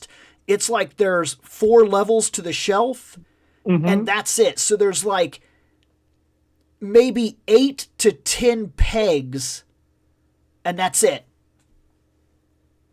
And yes, yeah, Suzuka, that's how we found that. We used to go to Best Buy and just look through the racks and be like, holy fuck, you start on that end, I'll start here. And we grab like 3 or 4 things off the shelf, and we'd meet up in the middle or whatever and be like, so I found like this, I found like this. He'd be like, oh dude, I found this. One day I was like, I found this. And at first it was like, no way.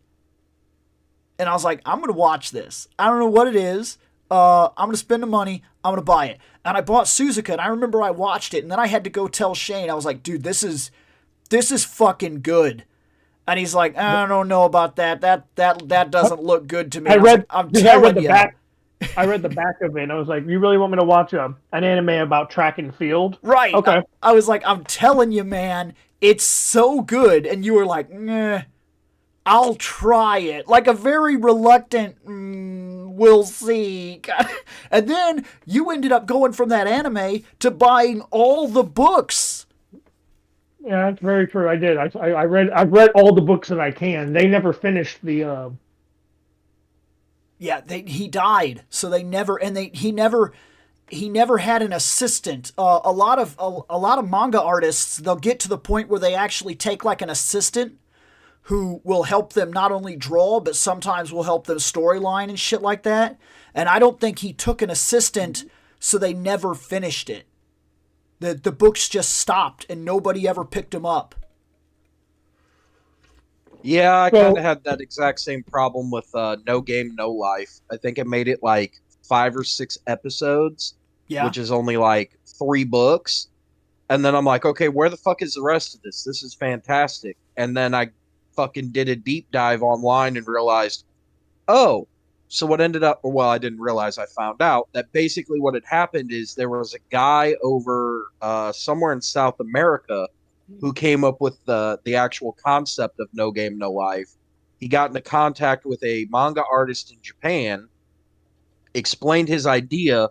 They wrote it down, started writing it. They would like email, write letters, do something, and kind of talk back and forth.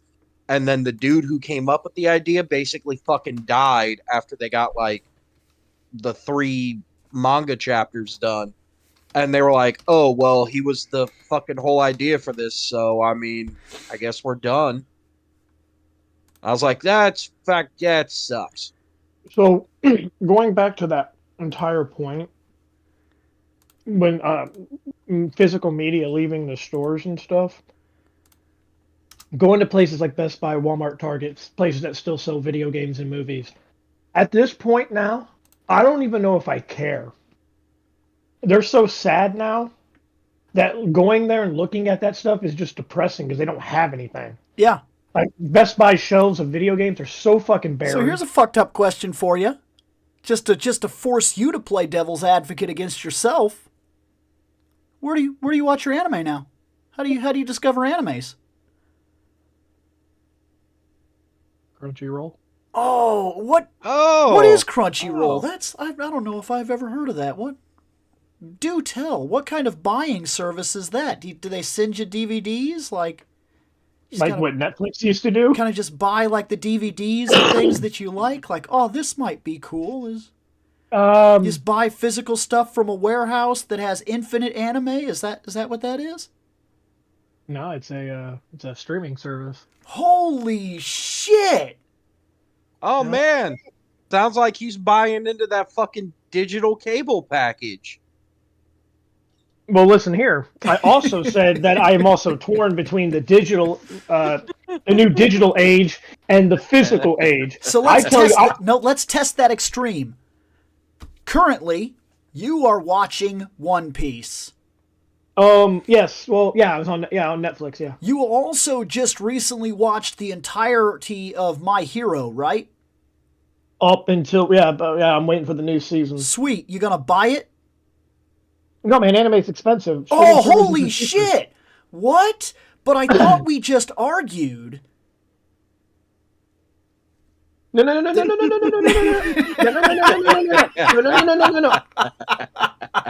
Once again, I will go into this. I probably should have elaborated a little bit better, but listen. I am a hybrid person. I stay in the middle. Oh, shit. There's digital stuff I will do, and there's physical stuff I will do. But here's the issue. I would buy a lot more physical stuff if I had that thing that they want. They want some kind of compensation when you go to a store and you buy and you like take something off their shelf. They want something in return from you to take it out of the store. I don't have a lot of that compensation. But the streaming services are much cheaper unless you go out of hand and you start getting every single fucking one of them, and then they're just as bad as actual fucking cable. But if you just pick the streaming services that you want, which I do, I've even had to cancel some of them because I didn't use them. Physical releases are cheap if you live in Japan. Well, we don't. Yep. I was going to say, I can't argue with that. To give you an idea, here in America, we get absolutely fucked with anime. Let me explain this to you for a second. Say I wanted to watch all of Fairy Tail, okay? Fairy Tail. Good luck. For part 1 of season 1, I need to pay $40 fucking dollars. Part 1 of season 1. Do you get that? Sailor Moon over here, which is something that Michelle likes a lot. We had to buy part 1 of season 1, part 2 of season 1, part 1 of season 2, part 2 of season 2, all at $40 a fucking pop. Yep. But if you go to a streaming service and all that, okay, so for instance, just so I'm not wrong, I don't want to sound stupid. Let me go to Netflix and let me see. So And you were that's talking another about, thing too. He's right. We haven't had we. I've noticed he's been showing up lately, but GT here, Lowell, he's right. There are factors that push the normal people, the everyday person, into things like streaming.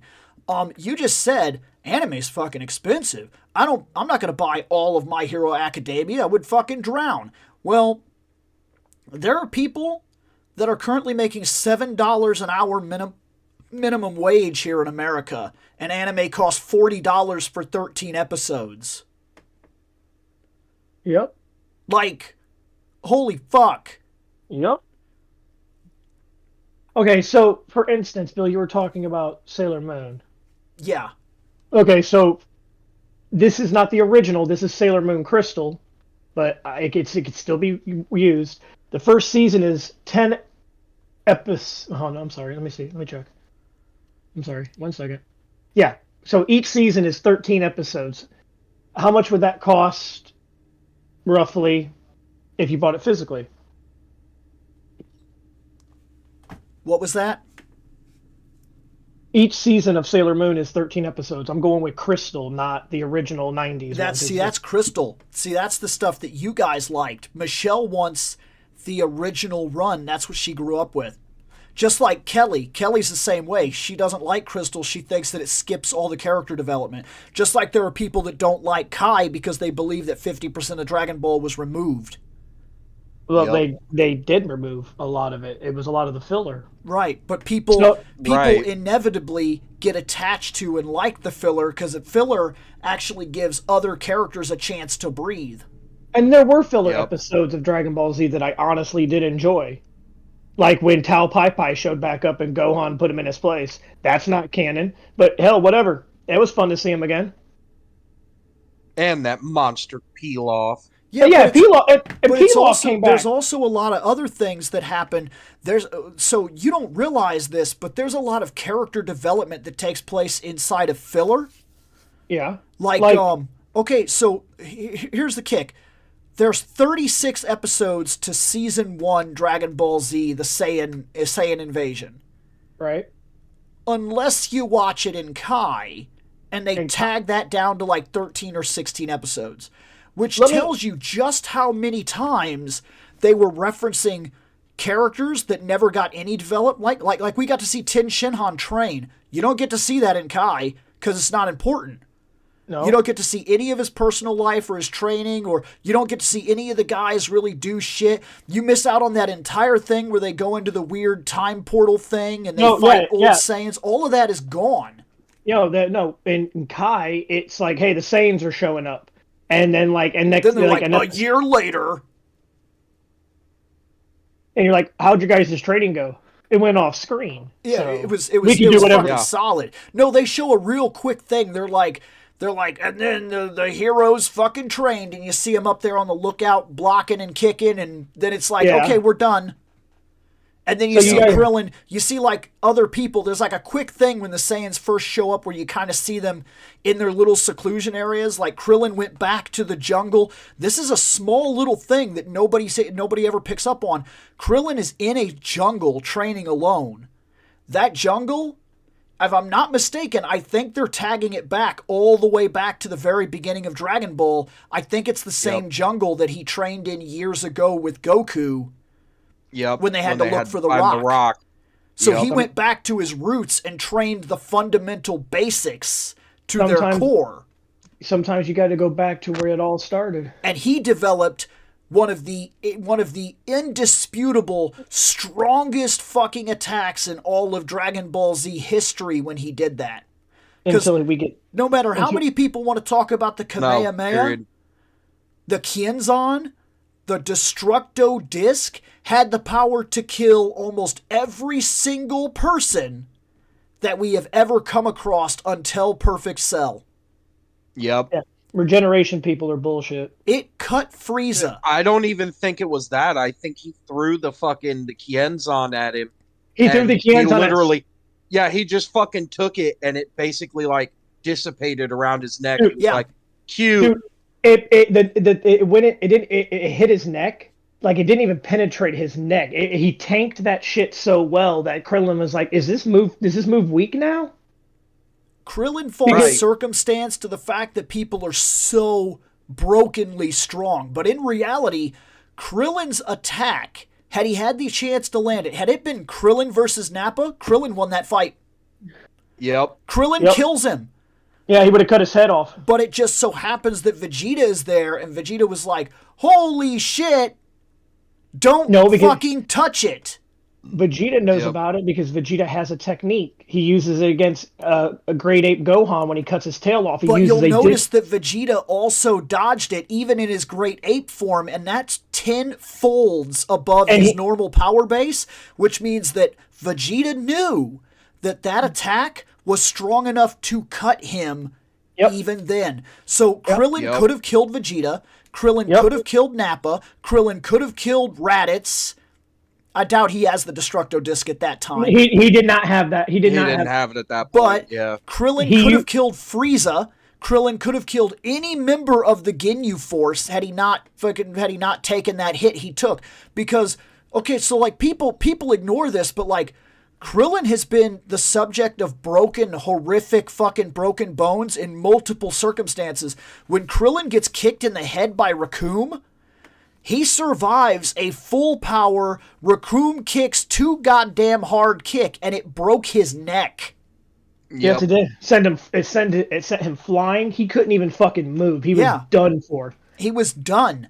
And that's not like ever. I like how everybody's always like, oh, Krillin, haha, funny. Krillin is way more important and way more significant. Here's the thing. He's just outclassed. But even when being outclassed, let's look at people like and I know I have to bring him up. Look, Yamcha finally just said, I can't help. Yep. Krillin fought one-on-one with Cell. First form, but he fought it. No, he had absolutely zero chance. But there was a woman and a child that needed saved. Guess who stepped in? Krillin won't back down. If somebody needs saved, he knows he can't beat Cell. He knows Cell can easily wipe the floor with him, but he's like, I got to do this. But of course, that's why they made him a cop later on, because he's fucking out to help people. But what does he do? He's not the strongest character. We already know that. But people forget that Krillin also happens to be one of the most intelligent fighters, up there with Piccolo and even Vegeta and Goku. He's strategic, and I think he has to. I think he had to develop that because he was so underpowered compared to the fucking Saiyans and shit. Like, what else were you gonna do? And he was disadvantaged from day one. He meets Goku, and Goku's like, oh, I see that you're strong. Now that I've seen strength, I can immediately obtain it. Now, here's the thing. Here's the thing about Krillin. Krillin sees that that child and that woman are about to get killed. He fucking just powers up and fucking headbutts Cell right in the stomach. Full body, fucking 4 foot, whatever Krillin is. Right. Straight into the gut of... Now, did it hurt? I think it did, but it still jumped back and he was like, motherfucker. Right. And then what's he do? He fucking, like, you know what? Tien has a really cool technique. This motherfucker don't know about this technique yet.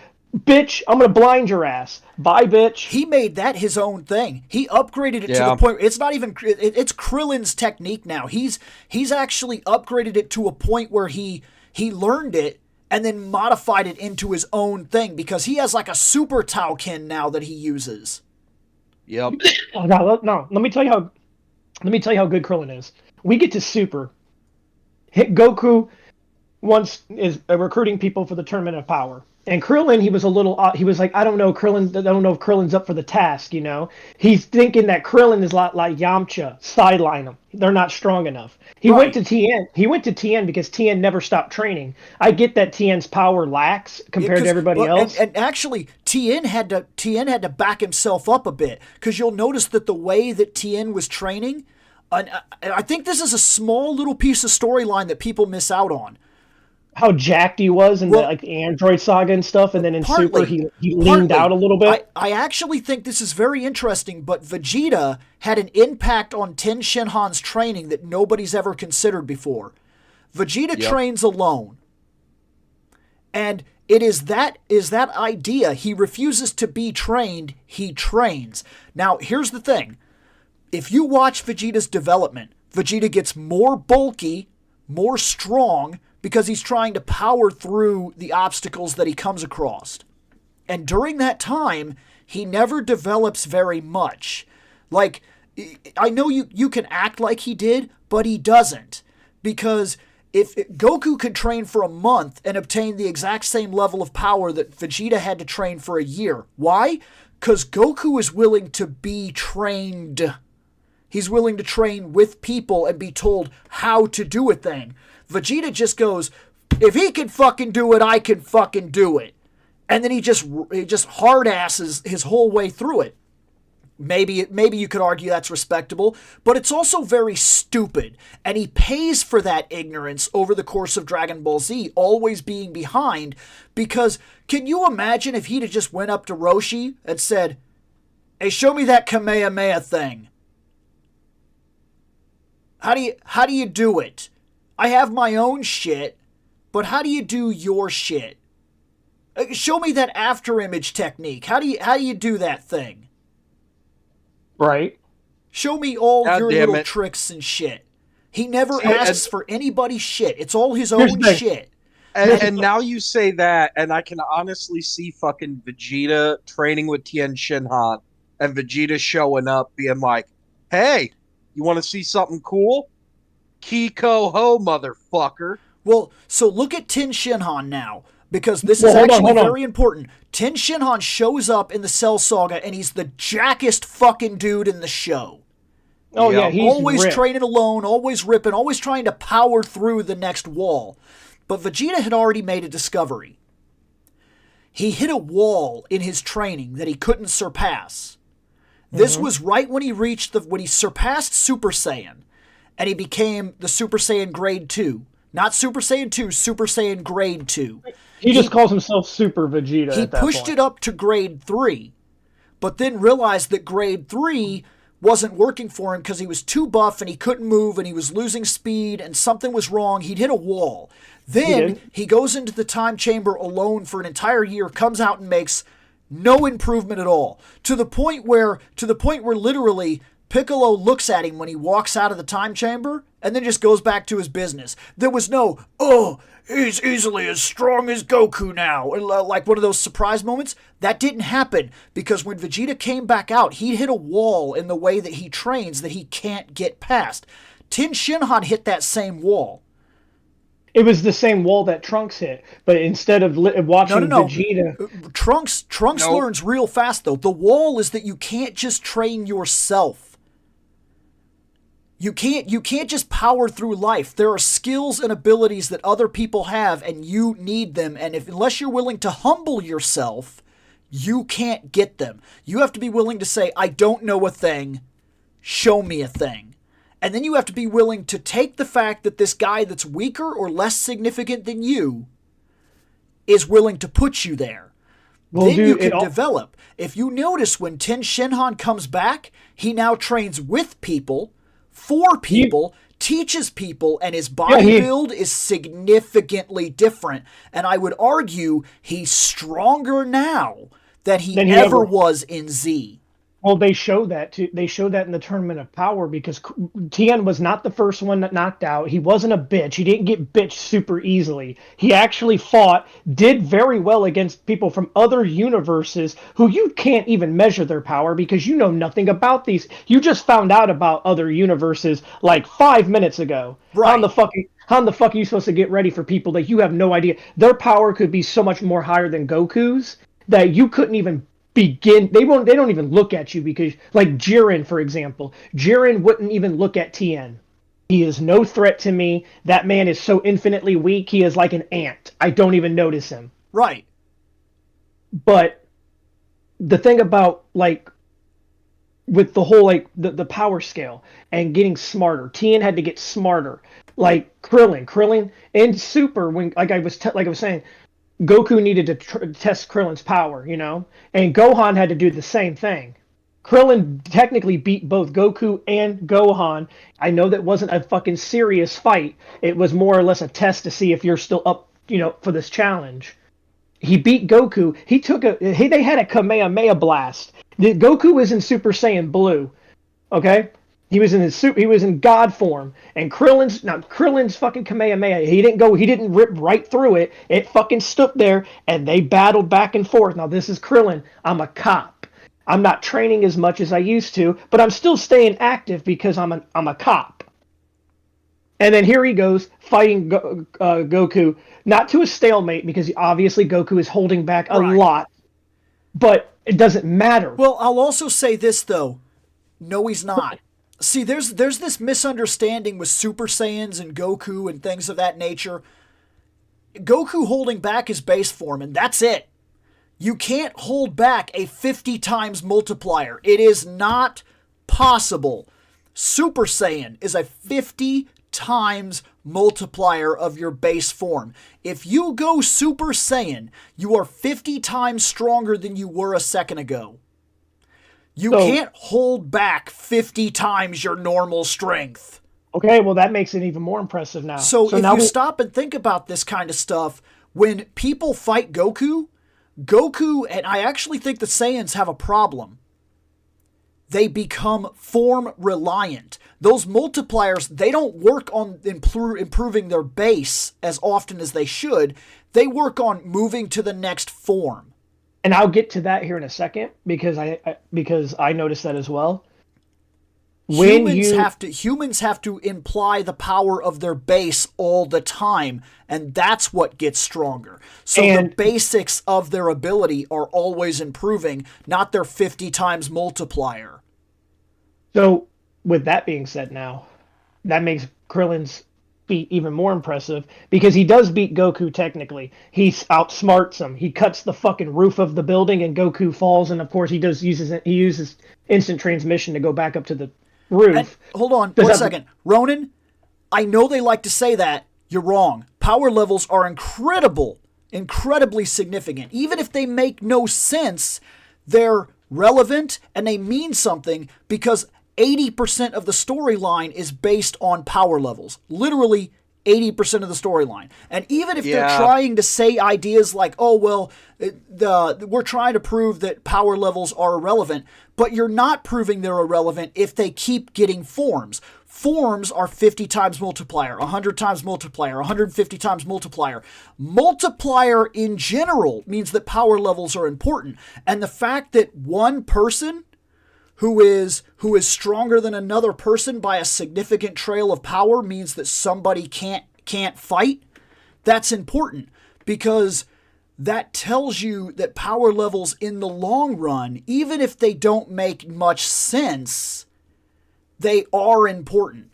It's irrelevant. It sounds they want it to play this angle.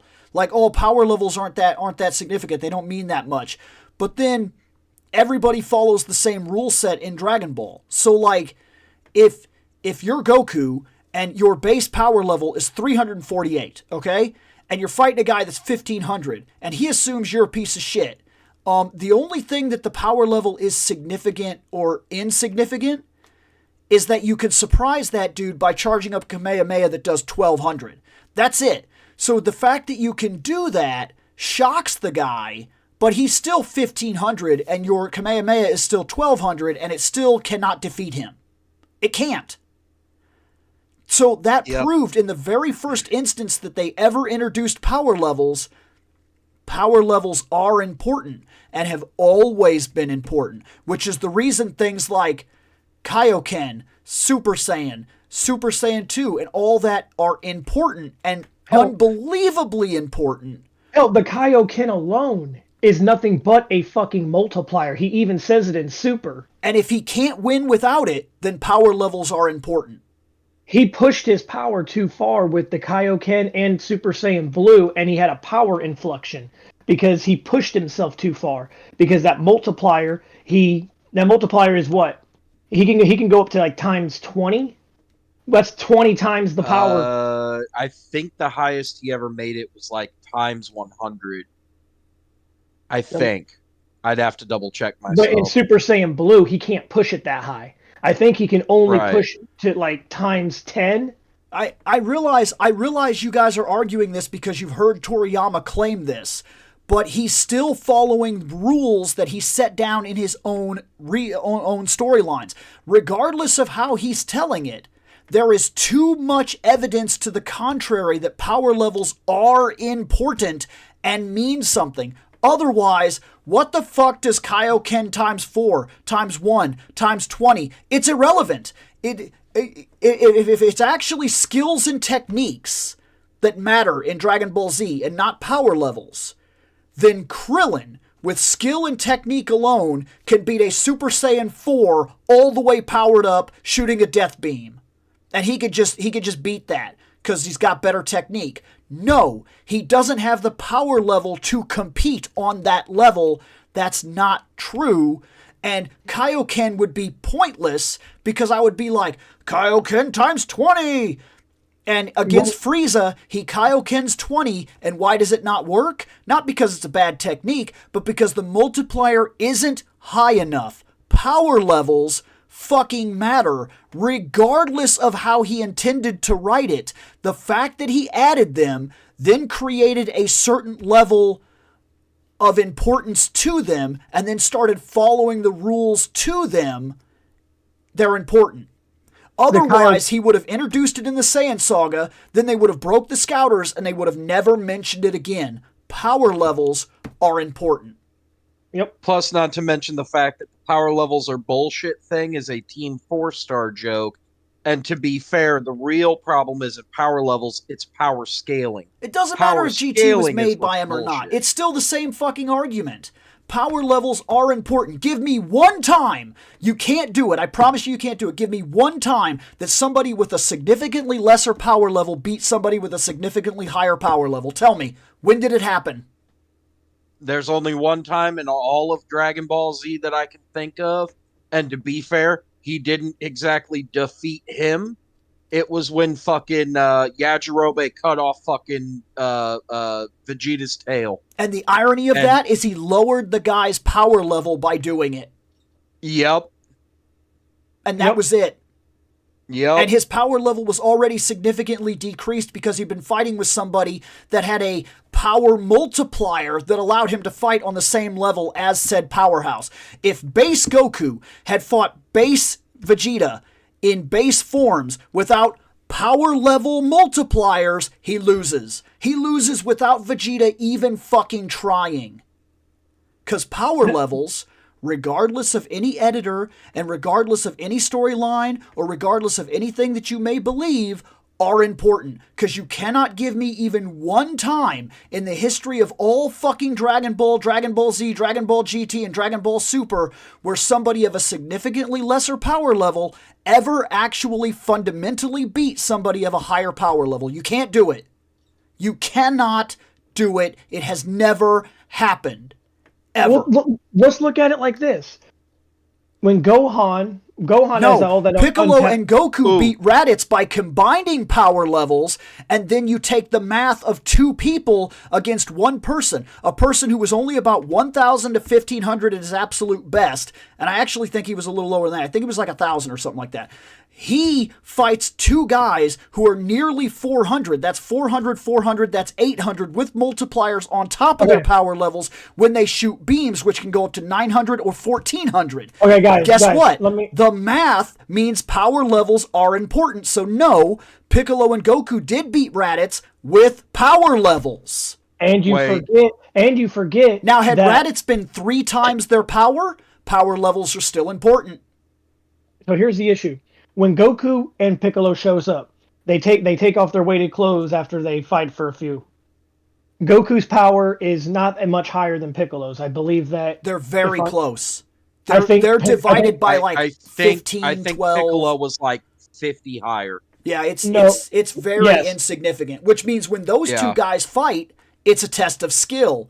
Why? Yes. Because their power levels are very, very even. When Piccolo fights Krillin, it's not a test of skill, it's a test of fucking power levels. They talk about how Raditz has like a power level of like 1200, okay? Because that's what a normal Cyberman is.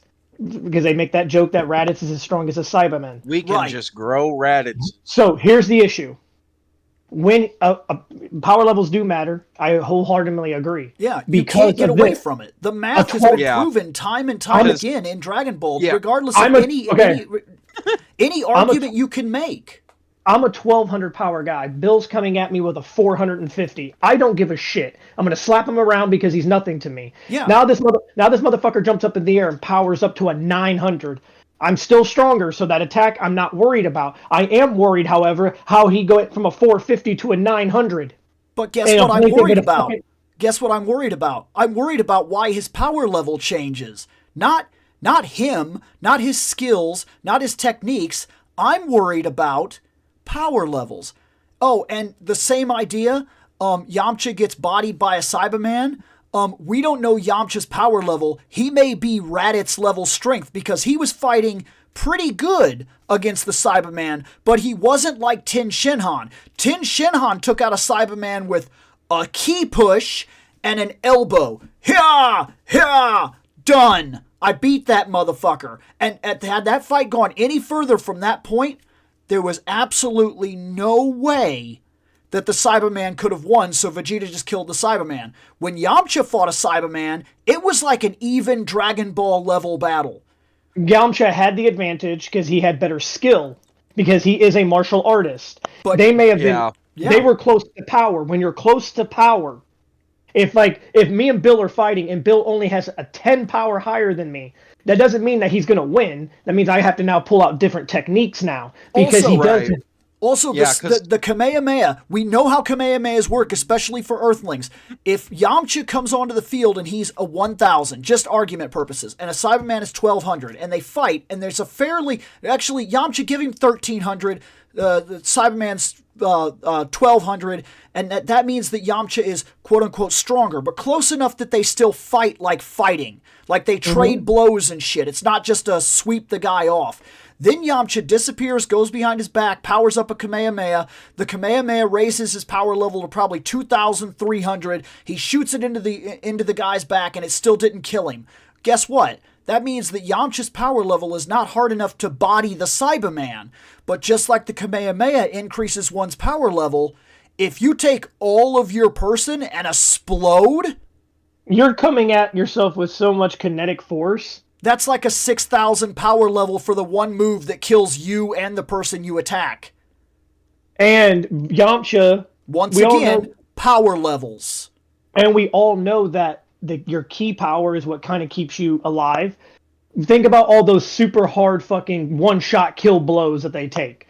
If I can see somebody's fist indent into somebody's...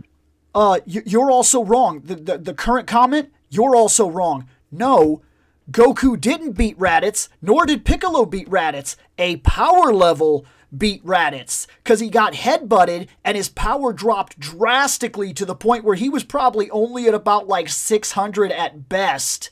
Gohan powered up to, I believe, goddamn 1,000, because all he did was wound Raditz. Yes, but every time you get wounded, your base power level drops. And every time you shoot beams or whatever, your base power level drops, making you weaker and weaker.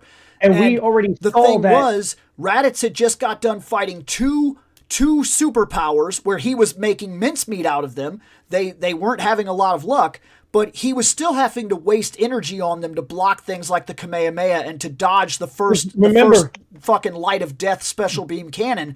Then Gohan headbutts him, takes him probably all the way down to 600, if not worse. Then Goku does the full Nelson. And the thing is, Raditz even says at that point, that brat's attack weakened me way worse than I thought. He says that. Once again, power levels. And Piccolo's second attempt at the special beam cannon was even more powerful than the first. The first one, I think he got up to like 1,100, And then the second one, I think it got up to like 1,500, which was Which more was than enough. above the power level of Raditz, meaning Raditz gets hit, Raditz dies. And that's why it went through Goku too, because this attack is stronger than both the men that I'm shooting at. It's going to go through both of them. Yes, Yeah. I understand it's a piercing weapon. So And they were the thing is, power levels, I'm sorry, they're important. I know that we like to act like they're not, but they are. They're ridiculously important. No matter how you want to look at it. If you are 3 times the power level of a person you are fighting, you have won the fight. You guys keep trying. You haven't been able to come up with one example, not even fucking one, where somebody of a significantly lesser power level actually beat a person of a significantly higher power level. Because it can't be done. There has to be some kind of there's always a multiplier. There's always a multiplier or a gimmick that put the power levels into structure and made them even out so that the victory could happen. Well, let's look at Gohan, ridiculous power level, collides with ridiculous power level. Power level goes down. The 2 guys are now able to overpower the power level, but guess what? It's still math. Even when Gohan after Krillin got fucking shot by Frieza and Gohan let his rage out. Goku was not that much weaker than Daimyo King Piccolo. No, that's not true necessarily, because along with how we know that the Kaioken, the way that we know the Kamehameha works, okay? We know that's a huge multiplier. So if you put Goku at 180 and you put Piccolo at 260, I'm still gonna fucking math this. I'm sorry. Piccolo does a dirty trick where he shoots out and breaks the bones of Goku. Why? Because Goku is weakened. He's weaker than Piccolo, so fucking Dondanpa Ray fucking hurts Goku. That's math.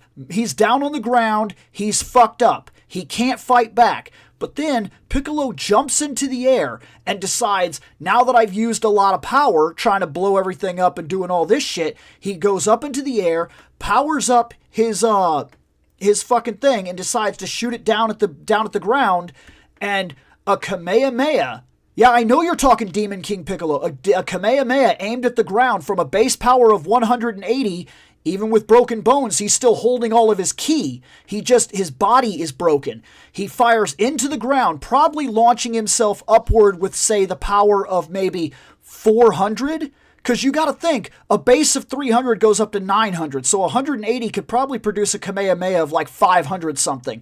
That forces him into the air, and he uses what's left of the Kamehameha to do a punch through Piccolo's stomach, and Piccolo never got to shoot a return beam, which means that Piccolo was overpowered once again by power levels. Math. Power levels are fucking important. And a divide of about 100 is not significant. It was a joke fight, but I found one. What? Videl versus Gohan is Great Saiyaman when she crotched him in the face, took him out. Sure. That was more caught off surprise. Yeah, I don't know that he was defeated, but yeah, sure. We saw. I don't know about you, but I'd be defeated if my wife ended up throwing a crotch in the face. I'd be like, I'm done. I just got to lay here now. Technically, Bill. Could I? I do. Actually, I don't know if I could use this as the example because it wasn't the guy's raw power. It was technology that caused it. But I'll go ahead and say. When Frieza came back in the movies and then eventually in Super, when he came to Earth to attack Goku, and after their fight, and Frieza realized that he was losing so much power because he hasn't properly regulated his new form. You're talking the gold form. Frieza falls victim to 2 things. Frieza's power level is significant, but it drops fast, just like it was proven back in the very first fight that Frieza, he can reach full power, but he's never conditioned his body to handle full power, so every punch he throws decreases his power level. Well, here's the thing. His little side, the guy that was serving as the leader of the Frieza force while Frieza was gone, that little guy, Yeah. He technically beats Goku because he shoots him when Goku was not paying attention, and that laser does nearly kill Goku. Okay. But then he uses a ring though, and that's why I said he uses technology. I'll also say that it's been proven that power levels are important, but your power level drops when you're not actually using it. And humans do it all the time. Let our guard down is basically what it is. Where he let his guard down. Saiyans and whatnot, when they very first showed up, they couldn't do that. They were always the power that they were going to be. Vegeta was the first one that showed up. Vegeta and Nappa were the first ones that showed up that showed that they also could do the same trick. They were like, hey, I'm only about 1,500, but my Gallic gun is 2,200. Once again, power levels, the manipulation of multipliers, math. And humans, when they're at rest, their power level drops significantly. Like, ridiculously so. You've seen how weak Yamcha got. And they can change their fighting. They can change their fighting power in literally an instant. An instant. So because even Captain Ginyu calls it out. He says, this Goku guy is a rare fighter. He's one of those guys that can literally multiply his fighting power in an instant. So he can go from like, yeah, I got a base power level of about 5,000 or 90, just depending on what blink I happen to blink. So if Goku is at rest, almost like you've seen this also in a filler, it is a filler, but it's still part of the Dragon Ball Z canon, Krillin beams Super Saiyan Goku in the face with a rock while he's resting. Because at rest, your power level is significantly lower. And since Goku had already basically determined that he won the fight, his resting power level may have only been about 7,000, 8,000, just hanging out, just standing in front of Frieza like, do something, bitch. You've already lost. It's fucking... I'll raise my power in a second and put you down for the count. Right.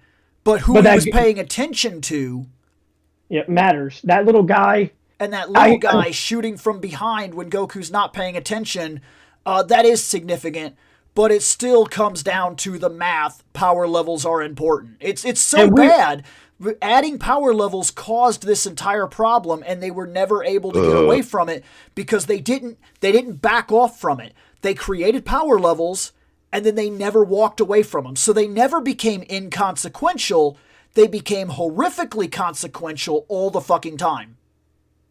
Well, they also, when humans can't reach that power. And Roshi has always been questionable power. Roshi was never beat in Dragon Ball. I'm going to tell you that right now. Yep. All the measurements of his power that you have are still Roshi at rest. In a way, they are. Because even when he fights Goku, he does not fight Goku at 100%. Little kid Goku, when he fights his Jackie Chun, you see a pretty good fight. But you see a fight where he was purposely holding his power in check and fighting at the same power level or around the same power level that Goku had each time. Then when he fights Ten Shinhan, he does the same thing. 100% Roshi, we very rarely see.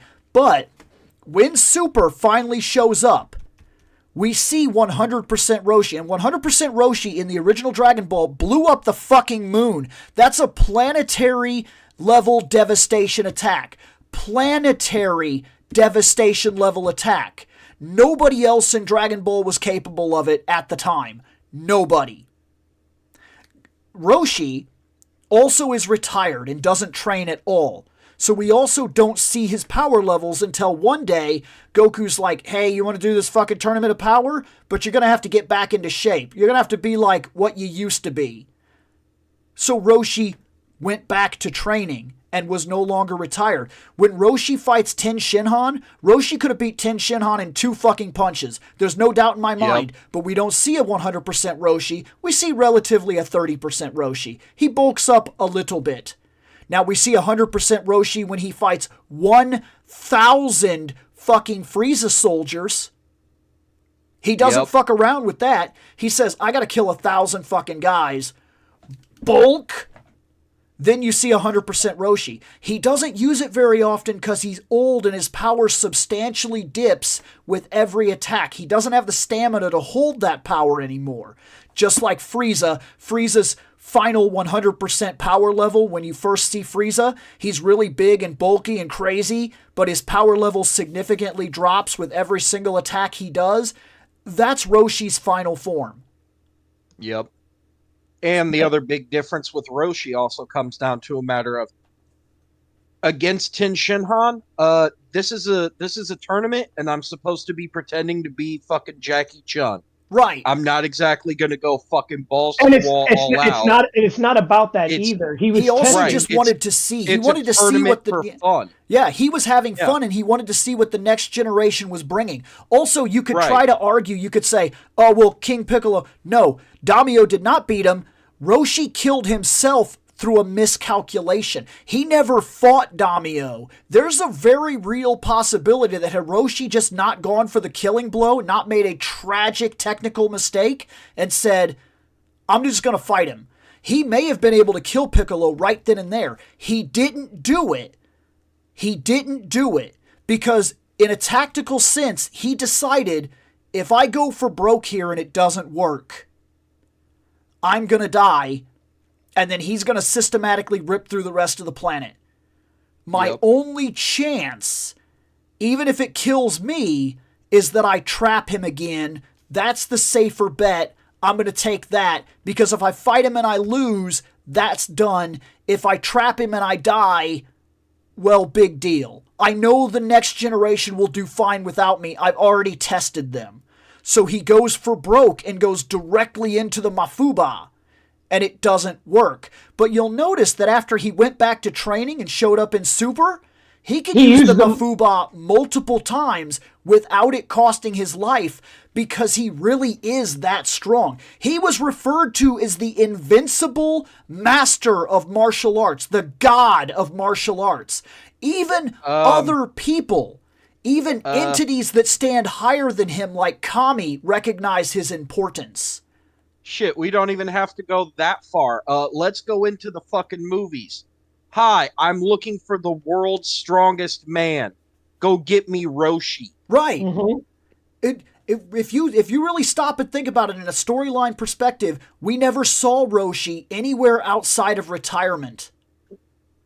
Hundreds of years of just sitting around and he could still blow up the moon. Listen. Yep. When you can impress and God... a rabbit. And there, stop and think about this. You can't do this. I'm telling you can't do it. Every time Piccolo is around and he sees somebody weaker than him, he'll tell him some shit like, "Why don't you just go home?" Or you're not going to fucking help anything here. Or you're all a bunch of losers. Or you guys are just taking up space. You should really leave this to us. You're really just in the way here. Notice he never once said that shit to Roshi, ever. Not even one fucking time was Roshi ever on the battlefield, and I know it's rare, but when Roshi and Piccolo are standing side by side at any time ever in the history of the entirety of the series, he never once dogged Roshi like that because he knew. It also helps that when he fused with Kami again, like Bill says, even gods knew about Roshi. Yep. So that really tamed Piccolo's skepticism when he fused with Kami. Now, the thing about Roshi is that if you can impress a deity, so when he was winning in the Tournament of Power, he wasn't getting bodied, he was actually knocking people out. Even a god of destruction and an angel who are far above what Roshi can even accomplish. When they give you the okay, that, okay, old man, you're a lot better than I thought. When you get that okay from deities, then you know that you're respected in the martial arts community. Everybody knows that Goku could body Roshi. Right, because of course he fucking could. But you'll also notice that even Goku, and I know people like to think of Goku as this fucking nice guy, but really stop and go back and watch or read Dragon Ball again. When Goku has the advantage, he does not for a second. That Saiyan pride shit is real even with Goku. He comes down, he fights a couple of guys, and tells the Ginyu Force straight to their face, "You're kind of all a bunch of bitches. And he does this multiple times throughout the series. When he has the advantage, he will straight let you know, and he is absolutely brutal about, guys, come on, what the fuck are we doing here? This fight is fruitless. European, like, he will dog your ass. He never dogged Roshi, ever. He could. Ever. I get the whole master pupil thing, and he has high respect for Roshi. So does Krillin. I mean, Goku would not have went to Roshi for a tournament of power when you were going against, when your universe, we lose, universe we're gone, is at stake, we're and dead. there are other people to pick. Because let's be honest, if we're going by that alone, because like I said, you don't know, you've never seen trained Roshi, you've seen retired Roshi. We would have went for Yamcha. In fact, Yamcha was waiting to be picked, like, I'm gonna fucking. But Goku looked at the potential of two men and said, even if Yamcha trained his ass off, it's never gonna happen. You haven't trained in so long, dude. It's going to take you too long. But Roshi can get into shape very quickly. If Roshi put his mind to it and decided, oh, retirement's over, shit needs to happen, he's not going to reach our level. But he was always significant to the point where if you look at potential, like if Roshi would have went to Namek and fucking King fucking big ass guru had been like, fucking let me put my hand on your bald ass forehead. There you go. Here's some power, boy. Here's all the power of your youth returned to you. The full potential of what you could or should be had you not been sitting around beating it to fucking 1980s fucking exercise girls for 100 fucking years. And that's what he does. Look at his free time. Yep. He smokes, he drinks beer, he sleeps, and he masturbates. That's been retirement for 200 fucking Roshi years. Even when he trains people, he doesn't actually. Even when he trains people, he doesn't actually train people. I mean, stop and think about it. He doesn't. He kind of runs with them and shit like that and tells them what they should do, but he doesn't do it. He's like, you guys are going to work here. You guys are going to do this. You guys are going to train this. You guys are going to try that. And then he just sat around, and then he was like, oh, these guys actually did get pretty strong. Maybe I'll have to compete in this tournament to make sure they don't win. And what did he do? He won. And one could argue he won without trying. They make it look like it was close, that he won just barely when he beat Goku in that first tournament. But stop and look at exactly what happens right after he wins. The second he wins, he's not like Goku was drug off of a battlefield after a fight with Piccolo where he was barely making. He was like, oh, fuck, I'm so fucking tired.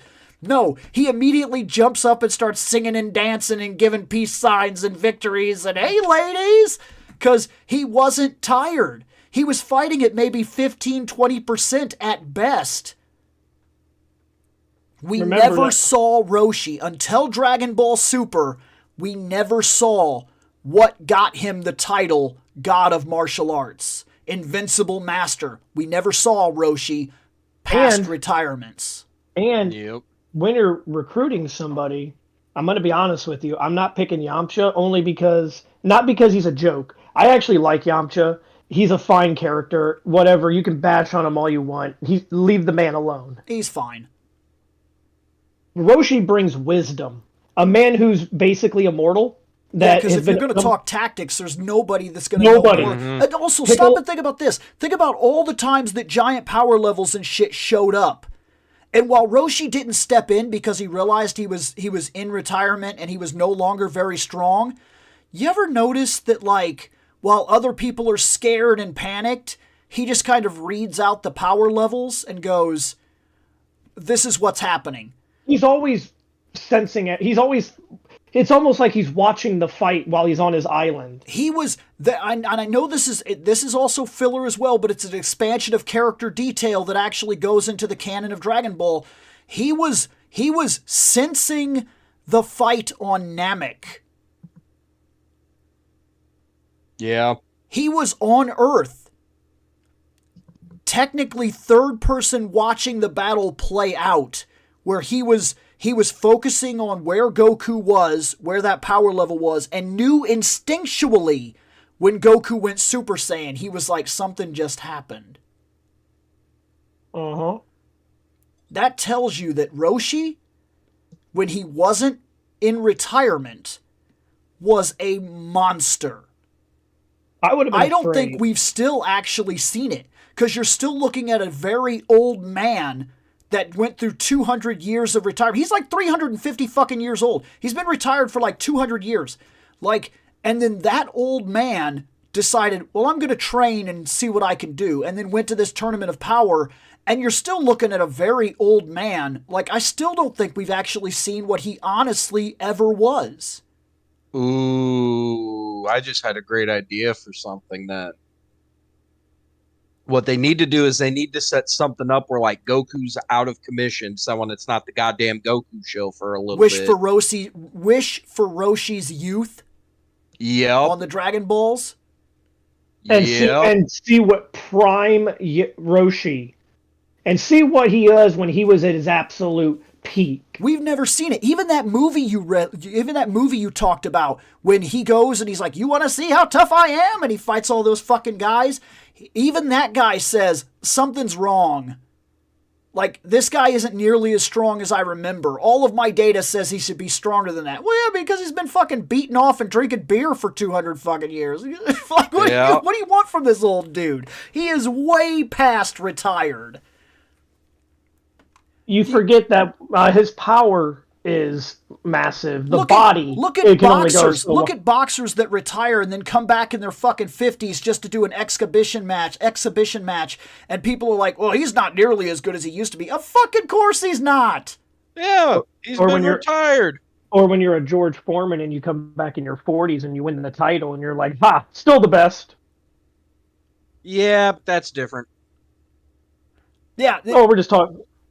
We're just talking about like I'm retirement. just telling you, there's no doubt in my mind we've never actually saw peak Roshi. We've only got glimpses into what he ever used to be, and rumors into what he was.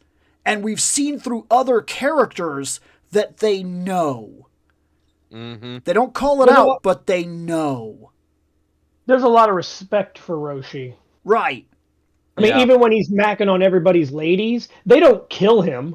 They don't. They very easily. They easily could, and they don't. They're just like they let the ladies slap. To be fair, some of the ladies could probably kill him. Here's something that'll almost close the argument right now. I'm serious about this. Look back through the history of all Dragon Ball. Okay, all Dragon Ball Z, Dragon Ball Super. All right. Have we ever seen Vegeta shit on Roshi? Vegeta. When he talks about individually calling people out, he always calls out Kakarot because he hates him, secretly likes him, but he's also called people out like, Piccolo, yeah, you guys wasted your time wishing back the Namek and shit like that. He's more than willing to shit on everybody and anybody that's around him. Bro, he's been living on Earth for a while now, and he's been to some Roshi cookouts, I'm sure. And Roshi's been around fucking on the boats and shit when they're having like fucking holidays and shit. When we get to Super, we never once see an instance that indicates that Vegeta ever shit on Roshi. It was ever like, what's this fucking old guy gonna do? I think the only time would have been a fucking Dragon Ball Z abridged thing, because they were doing the shorts since they didn't do all of Buu Saga, but they made a fucking joke where Goku goes, "But Vegeta, you always showed up to the cookouts." And Vegeta goes, "Yeah, and I brought potato salad." And Goku's like, "Kill him now." Roshi even saves Vegeta. In Super, Roshi saves Vegeta.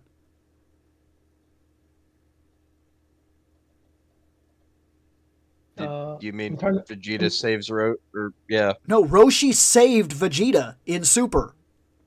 I'm drawing a blank. He was in that. I think he was sealed in that fucking bottle thing or whatever. He was sealed by was it fucking Freeze or whatever that fucking thing was. Roshi saves him. He gets him out of... I was about to say, I haven't seen a second of Super, so yeah, that one's lost on me. Because he says something to the extent of, this old man will not be the reason that our universe fails, and that young warriors like Vegeta never had a chance, or some shit like that. And he does something that gets Vegeta free. Is that in the Tournament of Power? I think so. I might.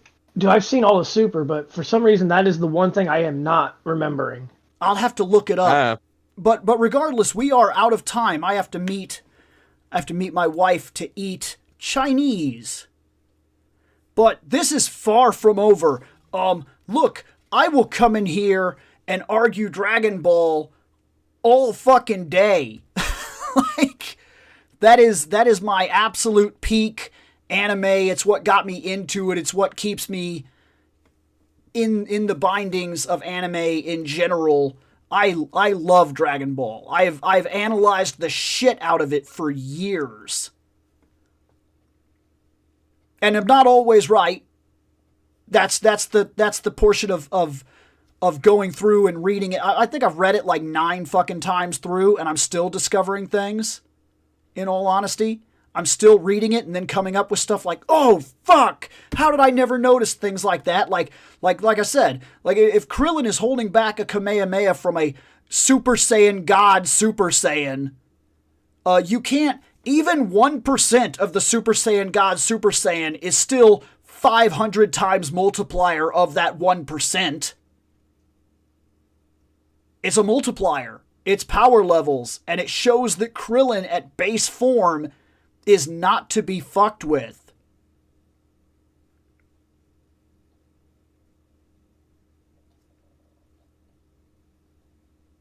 Yep. I almost made a Helsing fucking reference there. I agree. I agree wholeheartedly, Bill. I'm going to go eat Chinese. With that being said, we'll see you guys in a couple of weeks with new topics and new discussions. And new topic shit in 2 fucking weeks. Super Mario RPG comes out, and I'm going to be busy playing that on screen. So it looks like we're going to be talking about that. So good. All right, everybody. We'll see you in 2 weeks later on. Bye. I don't know.